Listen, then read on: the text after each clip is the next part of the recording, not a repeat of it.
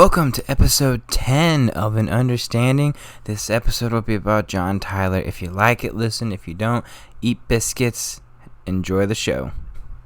Imagine, April 5th, 1841. It's the crack of dawn in Williamsburg, Virginia. There's two men on horseback. One is one of the most famous politicians of his particular era, Daniel Webster's son, Fletcher Webster. He's riding with his father's clerk, and they're riding. And they've been riding for what seems like hours, for the most part, to deliver a message to the Vice President John Tyler. They're heading to his plantation and his farm. Because you see, hours before, William Henry Harrison, the 9th President of the United States of America, becomes the first president to die in office. They had written this message and immediately sent word in the middle of the night to John Tyler. They arrive at his plantation. They knock on his door. No one answers. It's the crack of dawn. Who the fuck answers at the crack of dawn? Unless you're a crazy person. And they keep knocking because they're like, this is a pretty important message, in fairness. So they just keep knocking and knocking. And then suddenly, a man opens the door. And they know it's John Tyler for basically three characteristics. One, he's tall and very skinny. Number two, very piercing blue eyes. And number three, above all else, a really long, I would probably say, parrot kind of size nose. I'm not trying to be rude or anything. Anyways, he's cold. It's shivering. It's the crack of dawn. You know, it's April. You know, it's the beginning of spring. It's still going to be really, really cold. And he's just bewildered why the hell these men are there knocking incessantly on his door. And his eyes are blinking like crazy. And the men hand him this letter. And on the letter, I'm going to paraphrase what it basically says, but it says, "Sir, it becomes our painful duty to inform you that William Henry Harrison, late President of the United States, has departed this life. He departed at 30 minutes before 1 in the morning. We lose no time in dispatching you this letter. We have the honor to be with highest regard your obedient servants." Everyone knows that this is probably the most important point in this country's history, or at least one of the most important, crucial moments within this country's history that's going to change the very fabric of how this country will fundamentally operate on a whole bunch of different levels. This is a very big moment, and these men know it. Daniel Webster's son, the clerk, that's why they're knocking on the door. And John Tyler knows that this is a huge moment within this country's history. And he knew that this moment was going to come. So he's startled, but he's not surprised by the news, I would probably say. He's much more taken aback because, it's one thing to know that Harrison's not doing too well. One of his close friends who was in the area in Washington was getting word that William Henry Harrison's not doing too good, Because in reality, he's 68 years old. He's the oldest president ever to be elected in this country's history. And especially having been through many wars and campaigns, the physical toll that was going to take on him, it was just a matter of time, really. And there was a high likelihood that he wasn't going to survive his first campaign. People weren't naive. They understood that he was probably, he was kind of old. He wasn't going to be able to physically do his duties at a certain point. When, I think John Tyler was hoping for the best in some way, shape, and form, at the very least to fulfill the first term. He had really just prepared his life to be normal. If you read the American President's book, they make fascinating points about the realities of what the actual president or vice president really was doing for the most part, which is really nothing. The vice president did nothing. You basically just cast the tie-breaking vote for the Senate whenever a specific problem came around. And, the first vice president to really make something of it, in a lot of ways, I think, is Martin Van Buren. But even then, Martin Van Buren, when he became president, his own vice president, his own vice president was really, really fascinating because he really didn't do much, to be quite honest with you. he was what's his name? Richard Johnson, basically just opened up a tavern in Kentucky, which basically pissed off a lot of people because, he was the one that actually ended up having a common law wife that was an African American woman.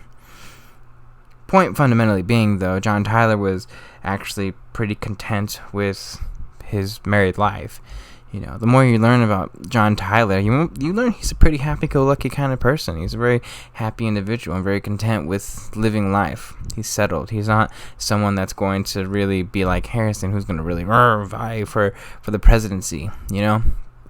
There's power and influence, and he wasn't one in relative comparison to many of the people of his particular time and era that was not going to really fight for that. Things just kind of happened a lot of the times to Tyler in some senses that ultimately propped him up, and then he just went to other things. And for John Tyler, who's content with, in a lot of ways, kind of just like vibing, relaxing. At this point he had 8 kids with his first wife, and he's chilling for the most part on his farms, and he's very content with doing that. But when he gets word that Harrison's sick, he kind of takes a few days for himself. He really tries to see and hope that he can get better. But he also prepares himself for the reality that he might very well be the president of the United States of America.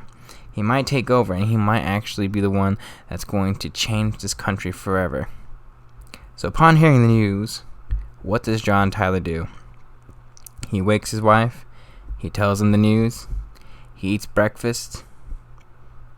And then, ultimately, after hearing some options and talking with some of his family, notably his son, John Tyler Jr., who was his, I guess you could say, the closest thing to a personal secretary, he leaves for Washington to do something that no other person at this particular point in history has ever done.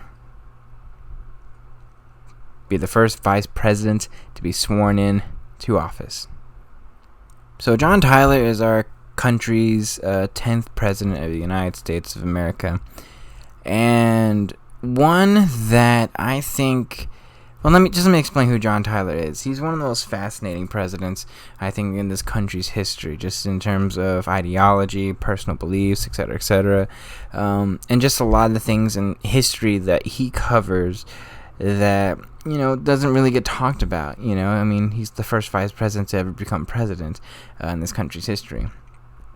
When we talk about legacy, when we talk about how one looks at a person for the most part, a president for the most part, people have differing opinions, etc., on how to rank them, etc.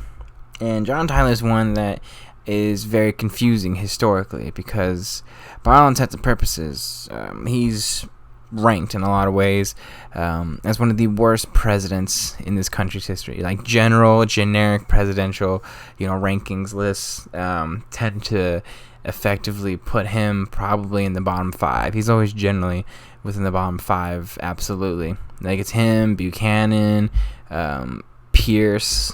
Others I can't think of, but definitely he's always going to be in the bottom 5 for the most part. And at the very same time, it's really, really mixed in terms of how people perceive him. I think a lot of conservatives, technically would probably think he exceptionally highly rate him as a president, and libertarians would probably think he's one of the greatest presidents of all time. In fact, a lot of books in revisionist history, I guess you could say, I don't want to say revisionist history, that's not probably the right way to look at it, but people have a different perspective on looking at things, and there's one book in particular that put in the criteria specifically in someone who basically promotes the constitutionality and the liberties of individuals and states' rights, etc. John Tyler's the number 1 president in this country's history. He's just number 1, which I think is very fascinating and interesting.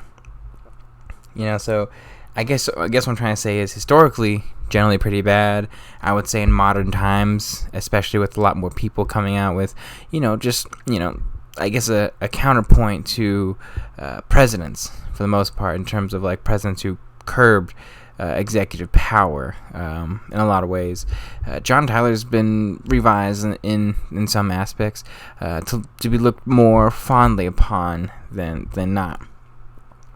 He's one that, when you really get to look at and you really look at, a lot of the things that he's done, and even who he is, the more you look, the more he becomes a very captivating person, figure, and individual. He's the only president that's technically not recognized by the United States Union and Congress. And I thought that was fascinating because, when you come down to, you're like, well, why is he not the only one? Well, he's actually the only president that technically supported the southern states and southern secession to a point where he actually was elected into the Southern Confederate Congress, but he died, unfortunately, before he could actually serve on it. In fact, I think Robert E. Lee put the Confederate flag in his burial grave when he got buried. And, it's like really interesting, and it's just little things like that I think are very fascinating and interesting. And, I mean, in fairness, when you compare him to William Henry Harrison, who I think is a completely, I don't even want to say boring, but one that, aside from him being the first president to die in office and his actual war heroics and efforts, there's really not much about William Henry Harrison that's deeply fascinating or really interesting. But with John Tyler, he's something else. Just little things that happen in his life that kind of just like when you hear it, you tend to go, huh, interesting. First and foremost, has 15 kids, by far the most of any president that's ever gonna fucking good lord, he's been married twice. In fact, his first wife has 8 kids. His second wife would have 7, who's also about 30 years younger than him, which, again, little things interesting, I guess he could slay that dick. I don't know, but I'm getting way off topic with it. I guess what I'm trying to say is that, I tend to understand people when they do this revisionist or more positive look and interpretation of John Tyler, because obviously, the states' rights issues and the liberties of individuals, et cetera, but when you combine it with his personality, who he is, it makes sense, and I think history has not done John Tyler, I would say, genuine and objective justice, and he's one of the people that I really wanted to do this series on. And Tyler comes in at a very fascinating point within this country's history during his presidency. A lot of things are kind of up in the air. Things are a little bit tumultuous. There's still an economic panic, the Panic of 1837, that's spread far beyond Martin Van Buren's presidency and would really start and continue into Tyler's presidency. Well, technically Harrison's presidency, but he did. And then definitely into Tyler's presidency, absolutely. And, he's just dealing with a whole bunch of things, notably Texas, that big issue, and he's really going to be the one that ultimately solved Texas, unfortunately. And in a lot of ways, I consider his presidency kind of just this weird precursor presidency to effectively what would be the pre-Civil War problems that would occur that would lead to the Civil War. And what I mean is that, when James K. Polk becomes president, and when I get to his episode, I'll explain it, but his presidency in particular is one that really ignites and lights the fires of tensions between North and the South, the expansion of slavery, et cetera, et cetera. Polk's presidency really is one that basically expedites Civil War by 50 years for the most part, with how much land he acquires, et cetera, et cetera. And Tyler really, in a lot of ways, is the start of it, with him pushing for Texas and his personal beliefs, historically speaking, because he's a Democrat at heart, and he was a Democrat and a states' rights individual, Jeffersonian Republican for most of his entire life, was just a Whig by name, when the Whig Party itself was just abhorrently fucking anti-Jackson in every sense of the word. Which ultimately I think is a very fascinating issue because, John Tyler is the specific example of why the Whigs would ultimately and fundamentally fail. because there's no ideology, there's no purpose behind it. There's nothing that really unites these people, to do anything other than just oppose Jackson. But Jackson, by the time John Tyler becomes president, has been out of office for fucking like 5 years. I think Tyler's presidency, obviously for the obvious reason, is one that changes this country, changes the importance of what a vice president is, changes basically what the line of succession really could be, and puts things up into real questions, and in a lot of ways solidifies a whole bunch of answers, which is fascinating because Tyler becomes the first vice president to become president, and we really don't get any fundamental line of succession until, I believe, the 25th Amendment, and that'd be about 100 years later.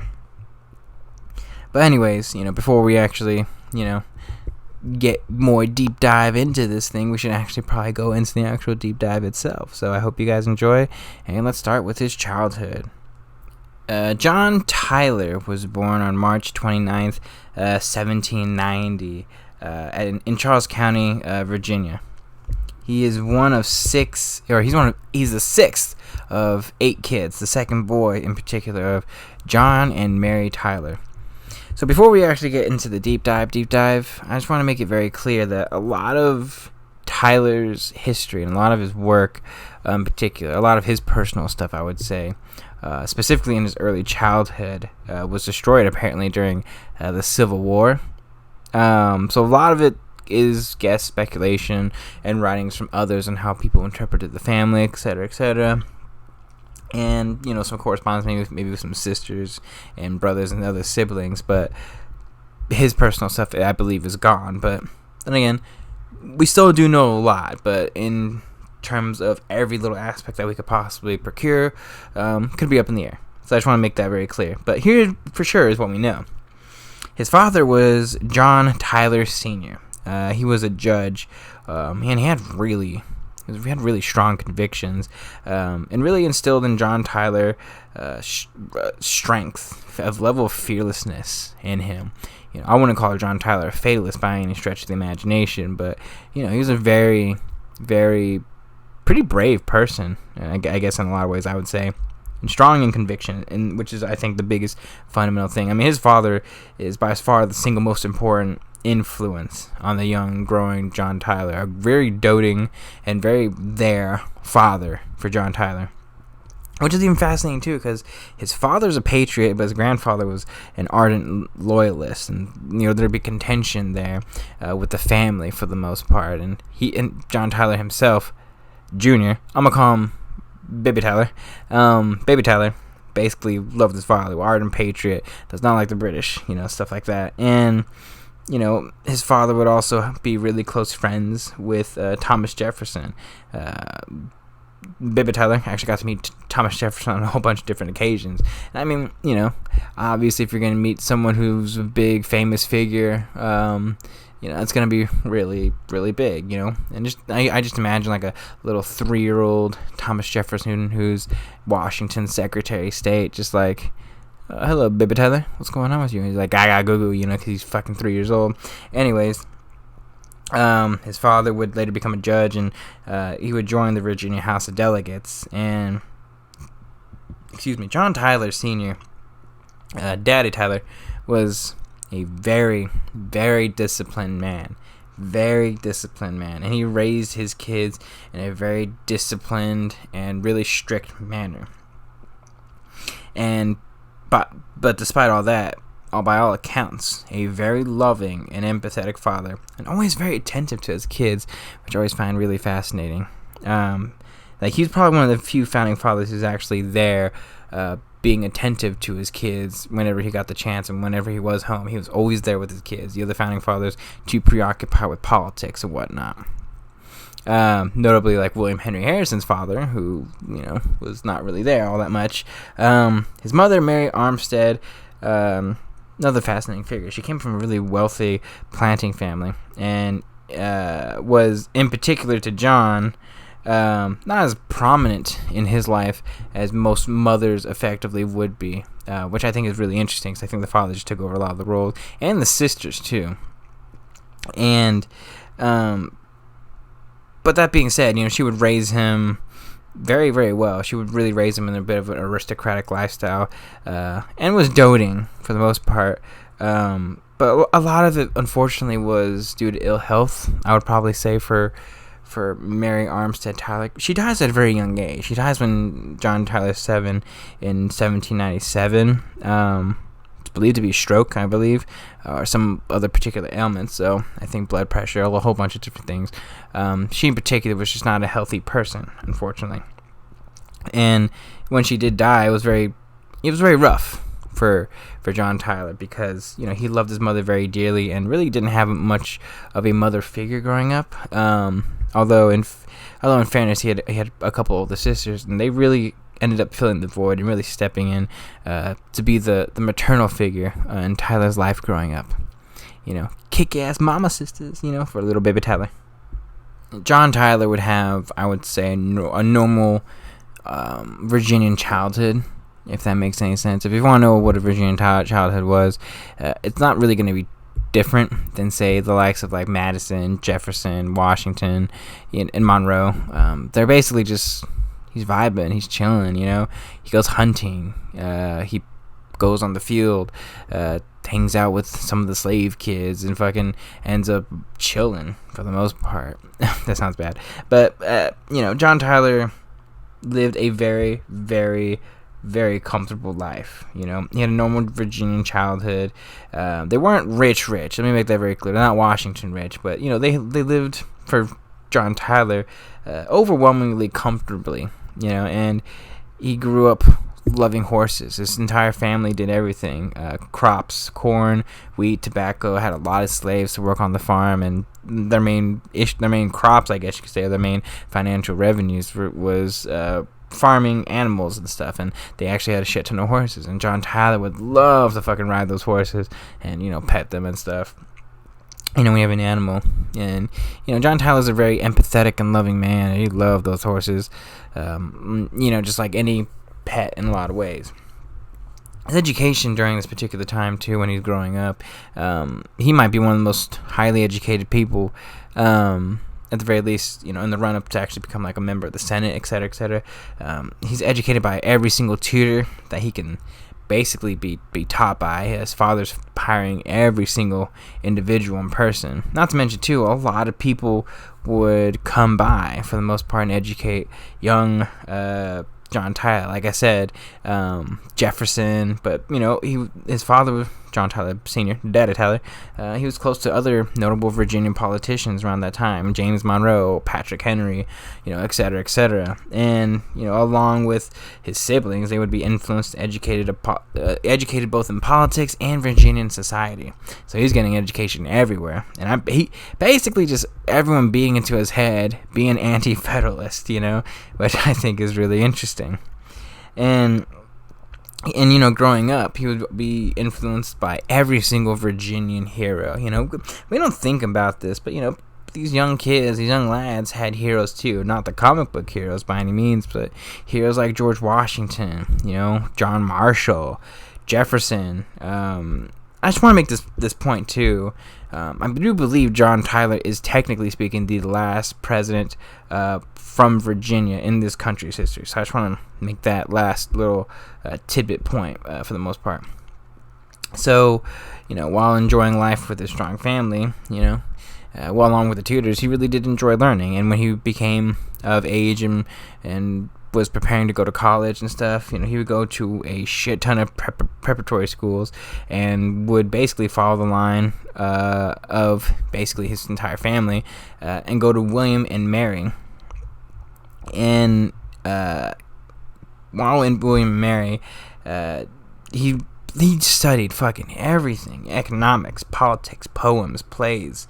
Read a shit ton of Shakespeare. Just an absolute shit ton of Shakespeare. Loves Shakespeare plays. And at this particular point in time too, when he starts learning about politics and political theories, he actually starts liking a lot of the works like Adams. I would probably say John Adams.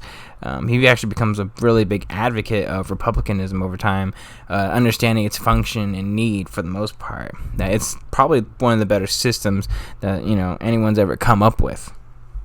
Okay, so in college, by the way, he goes in technically at the age of 12. I might want to add to, well, because technically he goes to the preparatory school that prepares you for William and Mary, but he's basically at William and Mary studying and learning, so he already has his level of education, and basically he's very, very, very, very fascinating, educationally speaking. I kind of just want to go more into that because I think his entire college life is really, really fascinating. Because first and foremost, I mean, he's influenced by everybody. He's taking in a lot of things, like political theories, etc., etc. I mean, he reads Adam Smith's Wealth of Nations, which might be one of the most influential economic books ever, I might want to add, and he probably fundamentally understands economics better than I think most presidents at this particular point when he gets into office. I think the only other president that might know more than him, I would probably say, is, I don't know. God, I don't even know at that particular point. It's probably Adams, if anything, but that's because Adams read everything that he could get his hands on. I would say maybe Jefferson, but Jefferson's economic policy is complicated, economically very sound, but personal matters would get into a whole bunch of different shit with him, with the Embargo Act and Britain, etc., etc. But John Tyler's economically savvy, I guess is what I'm trying to say, or at the very least has enough to have a fundamental basis on to build off of in terms of his education. And in college, it was just fascinating. He was very stern, very serious. He was kind of nerdy, and never really big, but he was very tall and thin. So a lot of people would describe him as someone who would rather, play the violin than get into fist fights. He wasn't a rough and tumble kind of person, and part of that was just like a lot of people back then. He was often sick. He would have intestinal illness for his entire life. I want to make that very clear. He'd have, I don't want to say dysentery, but he'd have maybe it's probably just food and whatnot. There's no health standards back then, and let's just be honest, he's just shitting himself a lot. But just to politely say it, he would have intestinal illnesses that would effectively just a lot of stomach problems that would follow him for the entirety of his life. Despite this really passive behavior, he really excelled in school. He gained a whole bunch of high academic remarks, mainly in history, poetry, Latin, Greek. Adam Smith's Wealth of Nations that would change his life, as I said before. He would also memorize passages that he would use in a lot of presidential messages, like little things from Wealth of Nations and the Bible, etc., etc. Little tidbit too, he is noted for having some of the worst handwriting just ever as a young lad, and it's kind of funny because he worst handwriting ever, never worked on that very well, and actually really pushed his own kids to write better as well, which I want to point that out. I think is really, really funny. It really wouldn't be until after he left college that he would really loosen up. He'd really break out of his shell, because generally speaking, by every single correspondence in normal life outside of college, he was a very happy person. He loved to read and would write with incredible skill and dictation, I guess you could say. At the very least, he had terrible handwriting, but it wasn't the content that was the problem.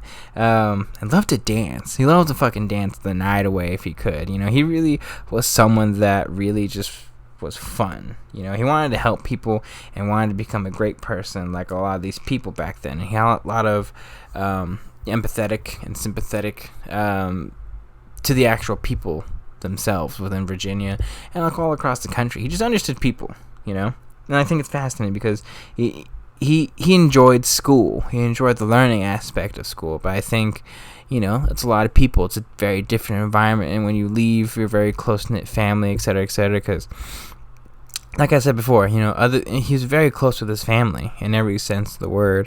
Even his mother, who really wasn't able to physically be there as much as she would have wanted herself to be there, because she had health problems, unfortunately. And they were tight. They were fucking tight, solid, rock, disciplined, and really an exceptional family unit, And school was really good for him. He really progressed and was a really hyper-intelligent individual. Probably one of the most important and influential people at William and Mary was James Madison. And I know what you're thinking. No, not the president James Madison, his cousin, James Madison. People were strange back then in naming their kids. But anyways, this James Madison was the actual president of William and Mary, and a very influential mind for people in the college, and intellectual teacher for a whole bunch of different groups of people. He was a bishop, and would give these sermons, and was a really big, philosophical individual of, religion and whatnot. And Tyler really was wholeheartedly taken by that and a lot of the philosophy there. So he got a really comprehensive education and really got to see a whole bunch of different perspectives and point of view. Notably, his own cousin James Madison didn't really like James Madison, religion and whatnot. James Madison, the president, was not for people, basically, especially his own cousin, pushing religion and stuff on people. You know how it be sometimes. Anyways, James Madison, sorry, you got James Madison on the mind. John Tyler, was effectively, like I said, one of the great students, and would graduate from college in 1807. So, just like with William Henry Harrison, he's kind of contemplating a little bit what he's going to do with his life, especially not being the firstborn, since the estate always goes to the firstborn. You have to find a really good career and a really good opportunity.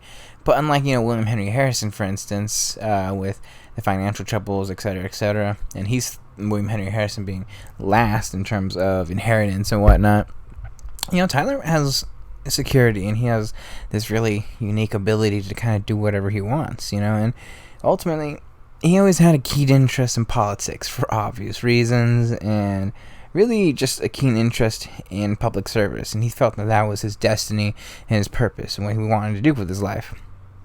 So he decided, I want to be a lawyer. And his dad's all happy as shit, obviously, because his dad's a judge. He'd be a big appointed judge by James Madison, and really just happiness all around. Not only that, too, but he had a whole bunch of, well, first and foremost, let's just be honest, he had a whole bunch of different connections and a whole bunch of different people that would actually allow him to get the best education in law that he probably and possibly could have, First and foremost, he actually studied under his father, then his cousin Samuel Tyler, and then, after several years, he would actually continue studying and studied under Edmund Randolph. Actually, Edmund Randolph would actually be the first attorney general in this country's history, long retired since the Washington presidency. But it's around this time too, his father becomes the governor of Virginia, and a whole bunch of different opportunities start really opening up for young, bright, and brilliant John Tyler. And for 2 years, he studies diligently and hard with all these different people, getting a very comprehensive education. Very young and brilliant young man. So brilliant and hyper-intelligent and very determined, John Tyler, at the age of 19, says, you know what, fam, I'm Gucci. So, after 2 years of studying for the law, he decides he's going to apply and take the Virginia bar at the age of 19 years old. And he passes the bar with flying colors. Passes it. Ironically, though, after passing the bar, not immediately after, but might as well have been immediately after, he meets a brilliant young woman named Latia Christina. I can't pronounce her name. At one of the family's plantation parties, probably to celebrate, passing the bar.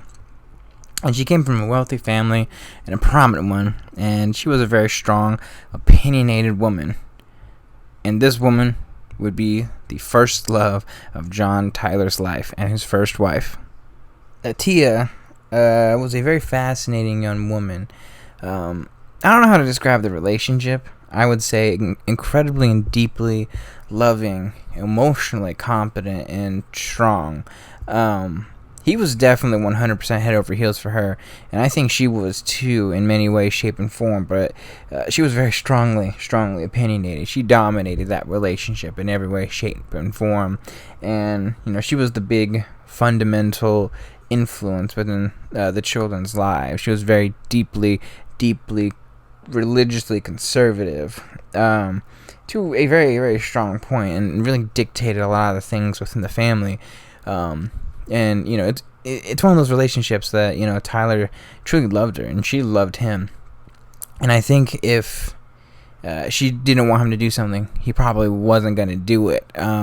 Aside from a political career, obviously.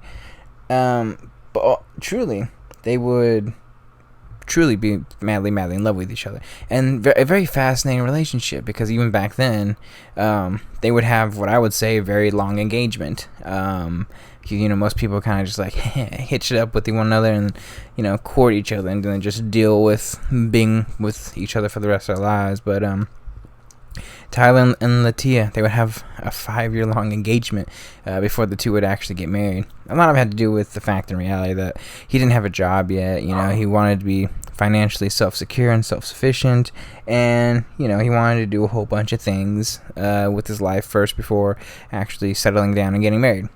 So first and foremost, once Tyler passes the bar, he immediately moves to Richmond, the capital, in 1809 of Virginia. He opens up his very first law practice. He begins building up his clientele base. He's a very determined and very competent young man. All the while too, trying to increase, I guess you could say, personal and social status. He's continuing his education at the same time, learning and studying, trying to find any loophole that he can in law, and getting clients at a pretty high rate. In a bit of a prodigy. And it helps too that his father's the governor, so doesn't hurt in any way, shape, and form.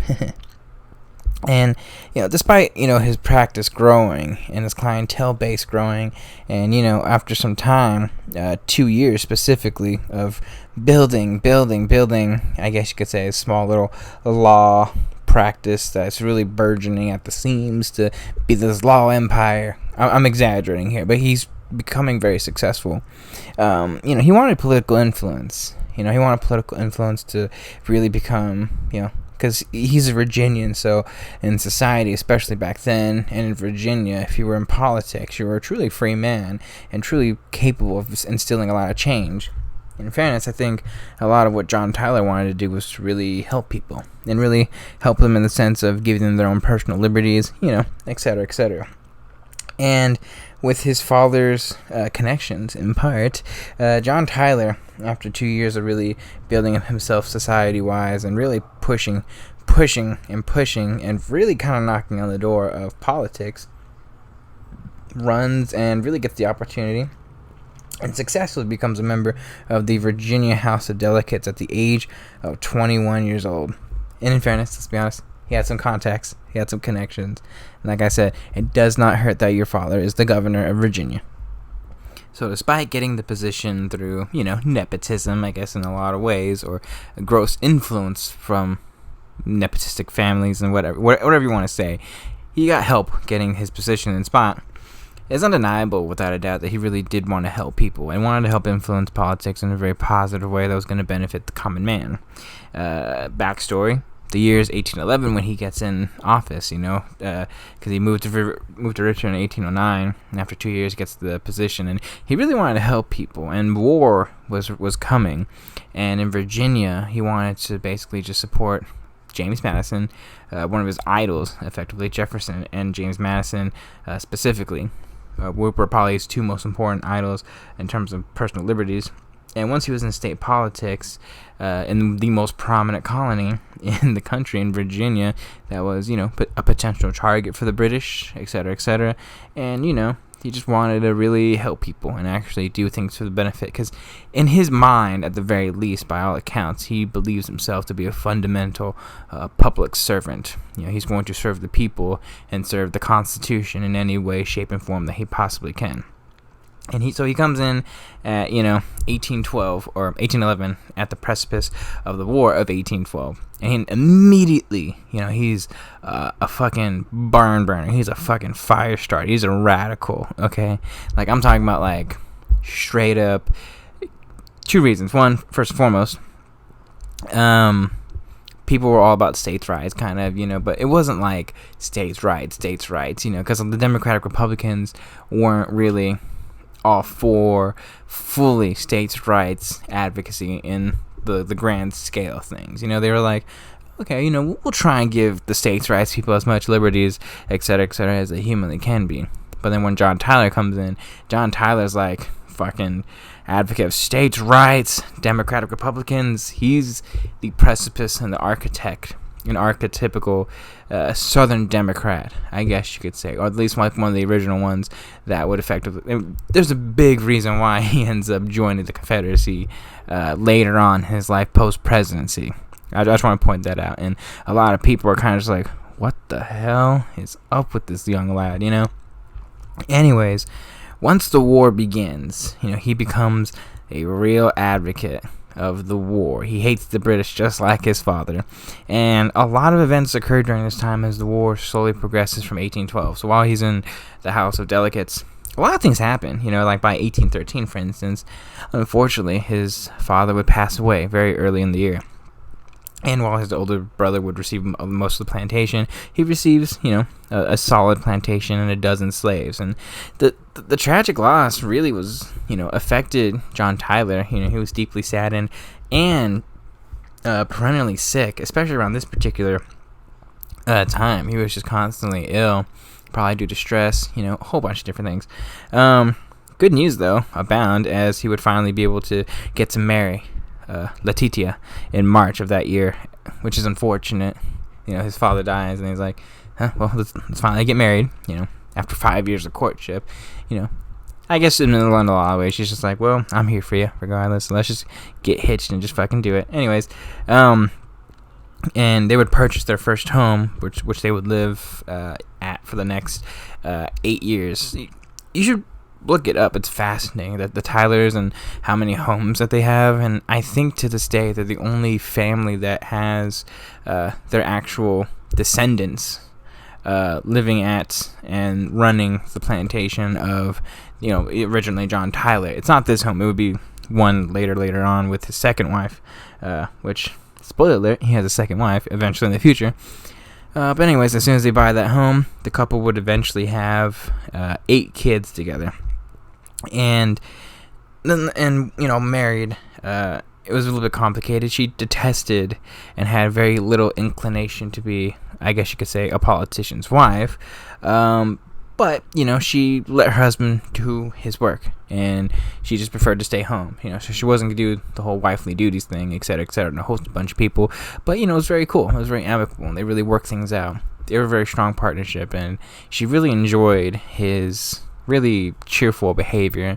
And I think in a lot of ways it's the kind of relationship where opposites attract, and I don't know, I find it beautiful personally, but that's just me.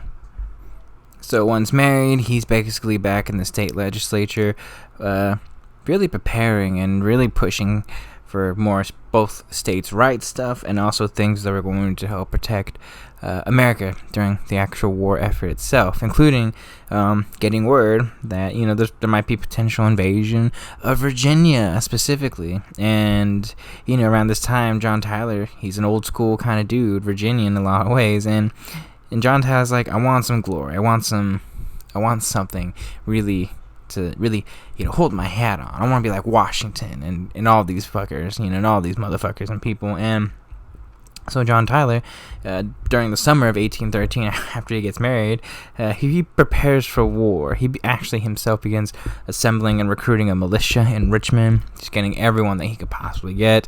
And he's like, I'm going to fucking defend the city if they attack Richmond, Virginia. And he gets word that there might be a potential attack. So he's like, let's train, let's get ready, let's fucking do this, And a lot of people are kind of impressed by him. He shows immense determination. And, And it sucks, to be honest with you, because after all of this and all this waiting and people kind of, losing their patience, an attack doesn't occur. It's all for naught. And the militia would eventually disband, and he rejoins the actual Virginia legislature a little bit bummed. He basically spends the summer kind of just preparing for war that would never occur. But at the same time, a lot of people are kind of just like, dude, this dude's pretty, intense. So, I kind of respect that candor about a man during the war for, And, it's little things like that kind of build the legend of John Tyler around this particular point in time. Anyways, despite the war, he was still fundamentally, adamantly opposed to basically anything that was going to expand the federal government in any meaningful way that was going to potentially deter people's rights. He's one of the few people that actually opposed the creation of the national bank and worried that, it's one of those things that, once one domino falls, more dominoes continue to fall, and next thing you know, we're in a authoritarian state. And John Tyler, that's at least his perspective and how I saw things. Just of note, during his time during the Virginia legislature, state legislature specifically, but it's around this time too, his reputation starts becoming broad, becoming specific, being really interesting. He was really looked at as a really old school lad who was vehemently against the ideals of the growing nation and the economy that was rapidly changing and economically being pushed towards industry. He was so vehemently states' rights and not a nationalist advocate. And he make that very, very, very clear. He would push his perspective for the next couple of years while in the state legislature, seeing an opening with what's that guy, John Clopton, where he ran actually against an old friend, and again using his connections to win the actual election in the House of Representatives soon after the War of 1812 eventually ends. So he becomes, at 26 years old, by the way, the youngest House of Representatives member, arguably one of the youngest House of Representatives member in this country's history, in 1816, after the War of 1812. So I just want to make that very clear.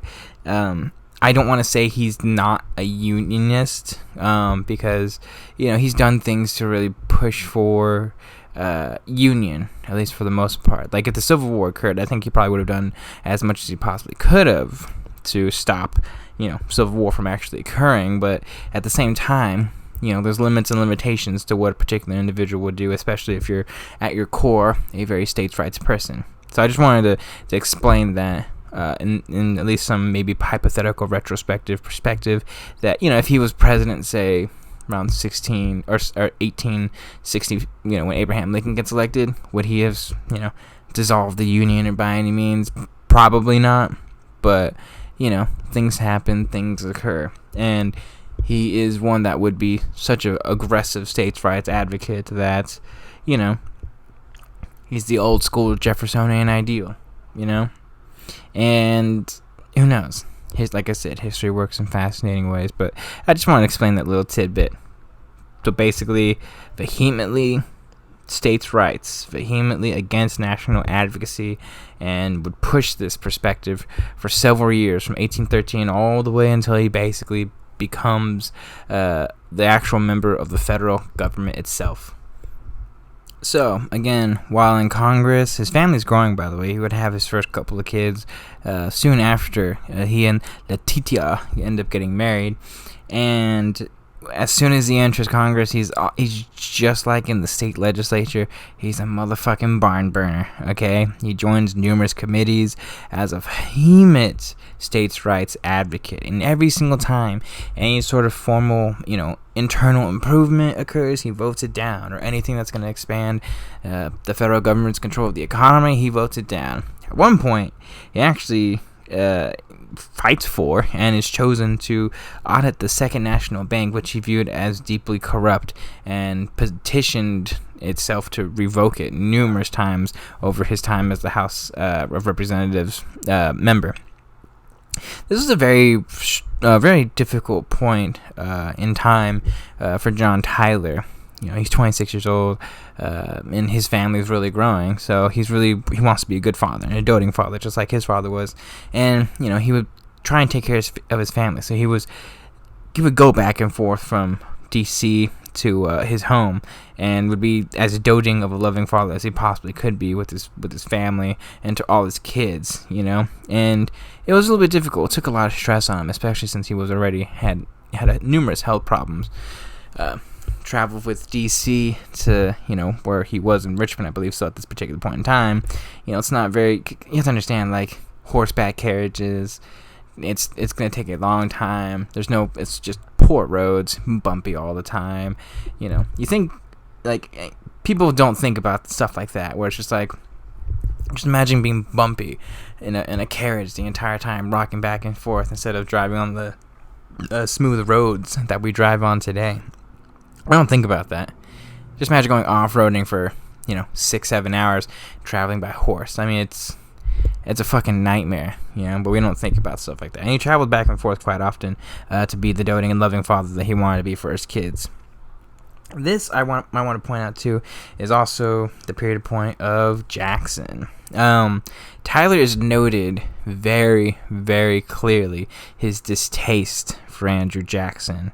Many reasons, abound for his distaste for Jackson, but I would say primarily, and it's unfortunate, I would say, but Tyler is an aristocratic Virginian, and he did not like the aggressiveness of Andrew Jackson, and was really just dismissive of his humble beginnings. And above all else, I think the biggest problem that Tyler had with Jackson fundamentally was he was a wild card. A lot of people didn't know what you were going to get with Jackson, because he may be the founder of the Democratic Party. The party at that time would be about the advocacy of states' rights, but at the same time, if he's going to start war with South Carolina to keep the country together, and then in the next year fight basically the National Bank left and right, tooth and nail, who knows where you're going to get with Andrew Jackson. So in a lot of ways, he's right in some aspects, and more of the personal stuff that he doesn't like about Andrew Jackson truly is just really personal stuff. Anyways, for 3 years, he's just going about doing his advocacy for states' rights, etc., etc. He actually wins his re-election campaign in 1819, which would be a very contentious time for Congress, specifically the state's issues and the severity of slavery really becoming on the forefront of the national scene, because you have to understand what was happening during this particular time around 1819 was Missouri was trying to get statehood. Okay, and economically speaking, it was a very tumultuous time because, the Panic of 1817, 1819? It's one of those years. It's off the top of my head, and I'm very tired. Anyways, for Missouri statehood, there's the contention about the expansion of slavery within Missouri itself. Missouri, I do believe, wanted to become a slave state, and a lot of people had a lot of problems with that because, again, election and Congress-wise, it was not very fruitful for people to have this imbalance of pro-slavery and anti-slavery, where the northern states would have a minority versus the southern states having a majority. It was already a problem with some of the House stuff because slaves would account for 3/5 of a person, so they would have a majority of members in the House in the South, technically speaking.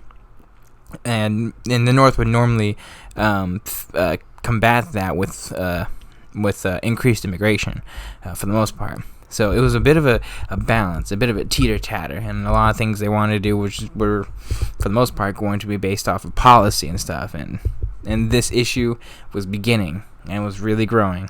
And John Tyler, being reelected into Congress, would have to really, figure out what slavery was going to be for the country. And for him, he was a slave owner. So you have to remember that. So if I'm correct, John Tyler actually does vote against the Missouri Compromise. Think it's an encroachment on the right of a state to choose whether or not they're going to have slavery, etc., etc. And, obviously the compromise is what it is, but the fact that it had to go to that point of a compromise, he detested it, obviously. But before we continue, I think I should just talk about John Tyler's life with slavery. He's fascinating. First and foremost, he owned slaves. Let's just be honest. He owned slaves. It was most of them, and a lot of them ultimately would be passed down through, his parents' death, his wife's parents would eventually die soon and gain all the slaves there. He also detested slavery. He didn't really like slavery. But he saw it as more of a states' rights issue, which I think is just deeply fascinating. I'm not going to say that he's someone that, if a free black man walked down the street and talked to him, that he's going to not have... or that he's going to have, be fair to the guy by any stretch of the imagination. But, if he's a free dude, he's like, okay, well, you're a free dude. if you're a free person in the state, by all means, you have your rights, etc., etc. I think that's really deeply fascinating. That's how I would probably see him with free black men, for the most part.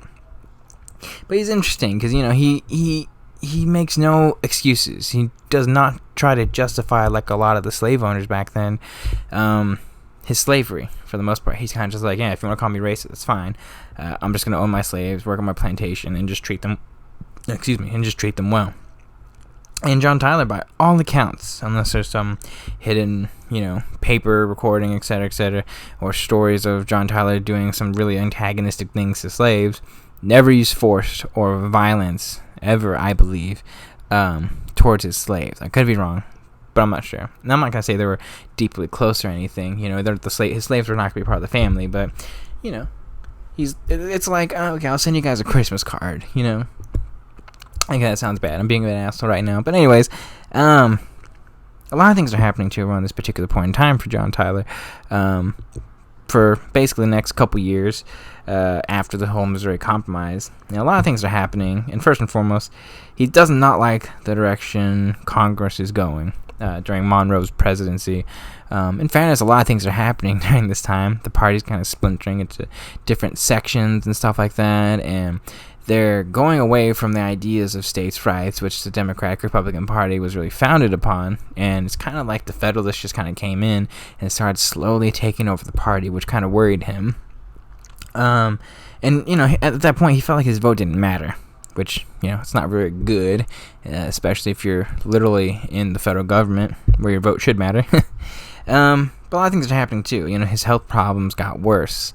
Most of it through just stress, but the digestive problems they would have throughout his entire life really started worsening at this particular point in time. Most of it, I would say, due to stress, because he's got his family, he's got a shit ton of kids. He's trying to destroy the national bank, etc., and trying to do a whole bunch of things to really root out corruption when he possibly could. And a lot of things are happening, so he makes a very, very strong decision that he's going to resign from his house seat and resign from politics in general. And in doing so, he goes back home. He goes back home to his farm, continues his law practice, and at this particular point in time, just coincidentally, when one door closes, another one opens, he actually accumulates a shit ton of land from his wife's parents, who unfortunately died, and basically got ownership of that plot of land. A lot of land. So, he leaves a year after about the Missouri Compromise, so like 1821, and for about 2 years, he was basically a father, a farmer, and a lawyer, in that order. And he basically, at that point, they had 7 kids, I believe, and he worked hard, as, he wished to be financially lucrative for his entire family. He's in his early 30s, and he really wanted to finance the education of every single one of his kids in every detail, etc., and he worked at the farm, which actually, along with his wife working at the farm too, became a very, very lucrative investment, really making a lot of money for them. It was around this point in time too, being with his family and being happy with his wife and his kids. He was full of life, more so than usual. He was a very fun, happy man. He loved to dance, and whenever he get a chance, he bust out the fiddle and started playing it. Just little shit like that for the most part. Yeah, at this particular point in time too, after he finally became, I guess you could say, very financially secure, he and his family, things kind of tend to get boring, especially for John Tyler, and monotonous, and with some of his blessings from his wife, although she's not like, I don't want you to go to politics or anything. Like, she didn't want him really going back into politics because of the stress and the health and stuff, but she wasn't gonna stop him. And John Tyler decides he wants to go back into politics, at the very least, or have some say in the matters of the everyday man. So by 1823, John Tyler returns to Virginia state politics in the House of Delegates, once again, where he got his start. And again, he always comes in at very strange times. Immediately entering And this could also just be a part of that he wanted to really influence politics in a particular way. And this is what I've noticed with a lot of these politicians. Like, they come in, and whenever they leave politics, they come back at very strange times that just happen to be part of, I guess you could say, some specific moments that might be important in this country's history. So when he returns specifically, he comes back and becomes a part of what is known as a nominating caucus. They were the early forms of how to nominate presidential candidates and candidates of other parties, et cetera, into positions, for the most part, for nominations. Most of the candidates were Democratic Republicans, because the Federalists are gone at this particular point in time, and there's a whole bunch of different people that you could back, and he chose to back Crawford, ironically, just like Martin Van Buren, our 8th president. And he attempted to implement his variation and version of the caucus system, which his version of the caucus system effectively was a popular vote system within the actual state legislature itself. Instead of just nominating all these people and just going with the popular vote for basically everything. Unfortunately, Crawford would get the nomination, but he would fail in his particular endeavor, because you have to understand the whole Democratic Republican people were basically like democracy all the way, majority rule, and the Federalists are kind of just like it's not do that, and both have their perspectives and point of view, but ultimately Federalists are generally pretty right, because pure democracy runs amok, and that's effectively what John Tyler unfortunately wanted to kind of do, at the very least in this particular stage, where people could actually vote for the specific people directly that they wanted to do, voting rights, etc., etc.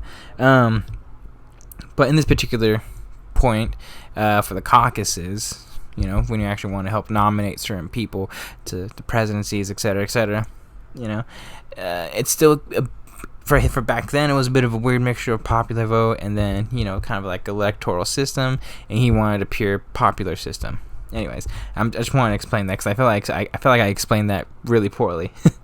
Anyways, Crawford would get the nomination at the release from the state of Virginia, and et cetera, along with like 15 other members, it seems like. Once the election occurred, he would not root for Adams, and he did not root for Jackson, and so it was basically, he was always 100% Crawford in every single step of the election itself. And he was very happy when Crawford got, at the very least, the 3rd place vote, which meant that he was still in the game when the election went to the House. So when the election did go to the House, it was, at that point, it was basically Adams and Jackson, and Crawford was the last man out, and he was like, nope, let's do Crawford. And then once Adams won the presidency, he, along with basically every single person, it felt like, was so opposed and vehemently angry at John Quincy Adams in every way, shape, and form that they were basically just like, nope, we're done. We will crush you, John Adams. And John Tyler would effectively become an enemy of that section of the Democratic Republicans, to a point that even he might end up, siding with his enemy or his personal opposition in Andrew Jackson. So he actually wanted to go back into federal politics at that particular point in time and go back into Congress, but which is, first off, it's very ironic, because the actual system that he's trying to abolish, the caucus system, which basically meant the state legislature just voted whoever the hell they wanted to with some input from the popular vote, ultimately got him his next political position, which was the governor of Virginia. He didn't want to do it, if I'm going to be 100% honest with you, because he understood that, the governor of Virginia had no real power within the actual position itself, and specifically Virginia was one of the few states that the governor had no power, and that was because of the states' rights thing, et cetera, and it was a little bit frustrating because he didn't want to do it because he would have no particular influence, and, at the same time, he didn't want to expand the powers of the governor, so he kind of just like, but he had to take it too in a lot of ways, because the state legislature was like, come on, man, legacy fam, you know what I'm saying? You gotta do what you gotta do for your family, And, around 35 years old, he just says fine. In 1825, he becomes the next governor of Virginia. And he just accepts his legacy. And although he wants to make Virginia better, there's a whole bunch of roadblocks for him to actually do anything for the next 2 or 3 years around this particular point in time. But, at the time, he's still eyeing a seat for the Senate. He's waiting for an opportunity. So he just waits and bides his time. But while he is the governor of Virginia, he does attempt to implement some education reforms, maybe some new road systems that the state might be okay with, reforms on land speculation, and nothing gets done. And he feels a little bit embarrassed that nothing's really getting done. And he basically spends the next 2 years of his life kind of just, at least I believe in his perspective, kind of just toiling in those 2 years. I think he serves 2 terms. I think they might have been 1 year elections, etc., etc., etc.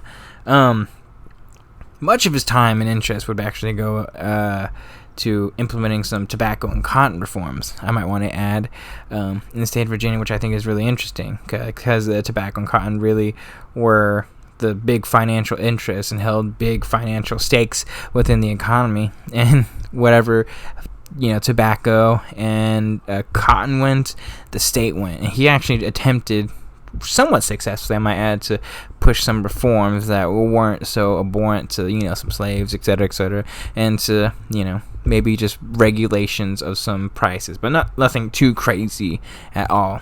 Just more kind of just like, hey man, can you not screw over people and do some fair pricing, etc., little things like that.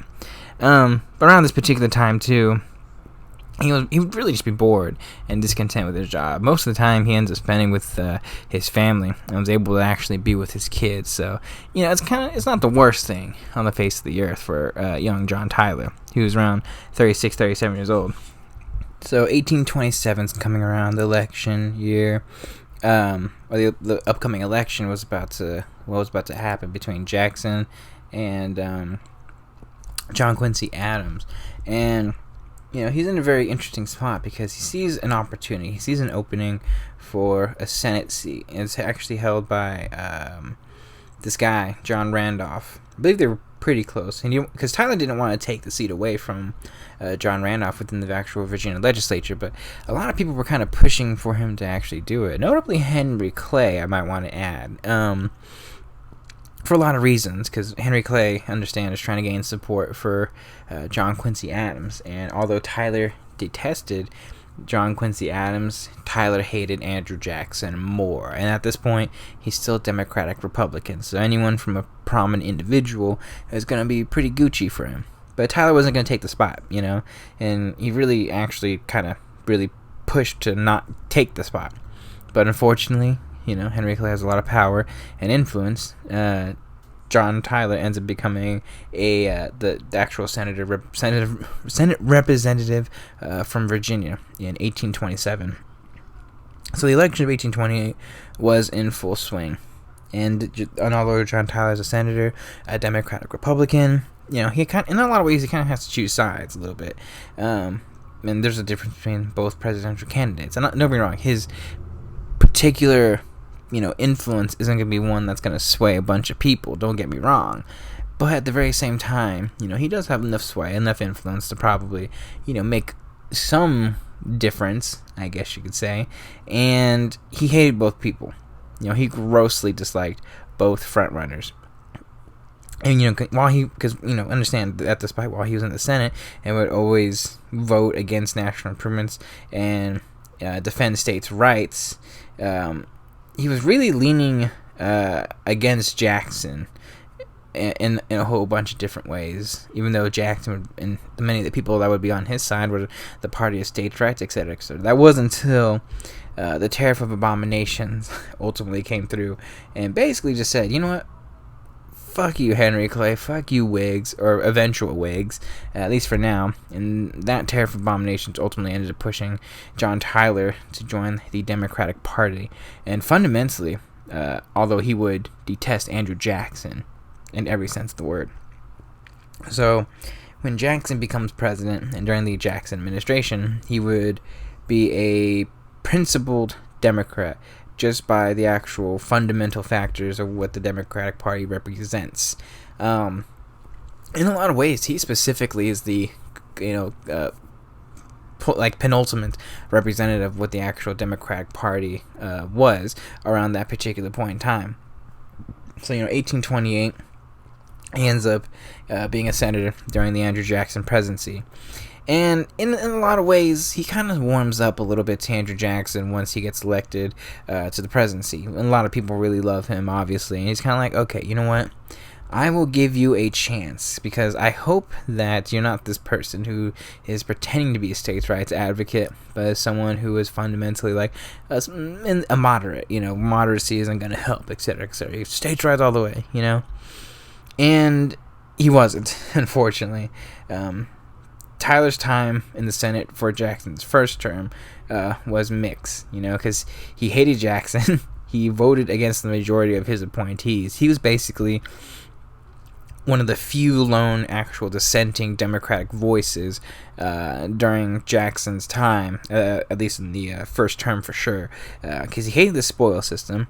He and in the actual Democratic Party itself, he's kind of seen as this weird insurgent, rebelling against, I guess you could say, his idea of Jackson establishment. He did, the only thing he actually favored was his opposition was Jackson's opposition to the bank and the whole Maysville funding project. Although I will say that by the time 1832 would come around, he is not supporting Andrew Jackson for his re-election bid. Tyler, during Jackson's presidency, as a Senate leader, I guess you could say, or influencer, is really just enjoying his family life, his influence, etc., etc. He and his wife's not happy, but it is what it is, and just being supportive, and his kids are very supportive of his entire time as a Senate leader, I guess you could say.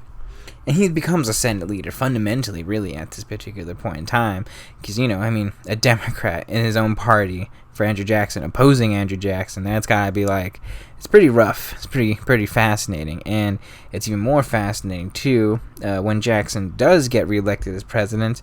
Tyler's slowly, because he realizes it's going to be another 4 years. He wants to try and make things better, I guess, in a lot of ways with Andrew Jackson, and it's very clear from the get-go that it's not going to be that way. They would never come to blows personally or specifically. But when Andrew Jackson, and specifically his reaction to the whole nullification crisis had happened, that was the straw that broke the camel's back for Tyler. Because at that point he'd been kind of teetering back and forth and was just a strict states' rights person in principle, fundamentally, that, hey, I'm not going to do this, but I'll support you when you do the thing that you're supposed to do, in his particular opinion. But if you don't do it, I'm going to bash you regardless of party affiliation. So once that happened, though, he crossed that line, and he's like, nope, done. At that point, when the nullification crisis comes back, he denounces Jackson on the Senate floor itself. And at that point on, from that moment on, when the nullification crisis occurs around late 1832, 1833, John Tyler's no longer a Democrat at this particular point in time. He barely wins re-election that year in 1833, and the little tidbit, he's the lone Senate vote against Jackson's otherwise unanimous force bill that would have forced South Carolina through the force of military action to abide by tariffs, and actually against South's pressure to secede from the Union. It's just fascinating because Henry Clay knew all this. Daniel Webster knew all this. His opposition to Clay was so well known and so widespread that basically, he started kind of getting a small following within the actual Senate floor, and he was the leader of the Senate floor in opposition to Jackson, with other members who would be basically forming along with that would effectively form the Whig Party. They're trying to get John Tyler to join in, and he's just like, hey man, you want to join in? Or Henry Clay is, and John Tyler's like, what, why? And he's like, well, we're going to create this party, it's called the Whigs, because it's like the British version of it, but we're going to be better than that. And John Tyler's like, maybe, I don't know, we'll talk about it, okay? But for the next 3 years, John Tyler would really continue his antagonism of Jackson, and it's fascinating because around this particular time too, he becomes such a barn burner, such a well-known Senate leader. His name, prominence, and beliefs, a lot kind of threw him into the ring of a potential presidential candidate. Although ironically, in some way, shape, or form, they believe, while he had potential for a presidential candidate, if you were going to win the presidency, you had to win and take some states in the South. If you won the South, you won the presidency. If you won the North, that's great. But, they just have more people in the South and much more control within the actual South itself, unfortunately, at this particular point in time. And it's very, very fascinating that, as a president, you weren't going to win the South. But as a vice president, you might be able to, be on some tickets and would actually maybe sway a particular presidential person, for the most part, to vote for you.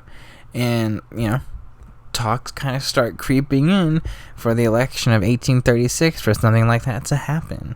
Ooh, fascinating. In a lot of ways, it was kind of perfect and fortunate in some ways for John Tyler to have the election of 1836 to come around. Let me explain, because for the last 3 years after the whole nullification crisis, etc., and effectively the Democratic-Republican Party basically being gone at this point, Democrats and Whigs becoming and starting this new two-party system, Virginia was becoming Democrat, specifically and fundamentally pretty hardcore Democrat, and he was not going to be a very popular individual, unfortunately, in Virginia as a kind of independent individual. I wouldn't even call him a Whig yet at this particular point in time, although technically speaking, I guess you could say he's kind of a Whig and he would run another ticket as the vice president for two potential presidential candidates in the election of 1836, and William Magnum and Hugh White from North Carolina and Tennessee, respectively, to be the guys who were going to carry the South, specifically for the most part, and force a contentious, House election. I'll explain that in just a second.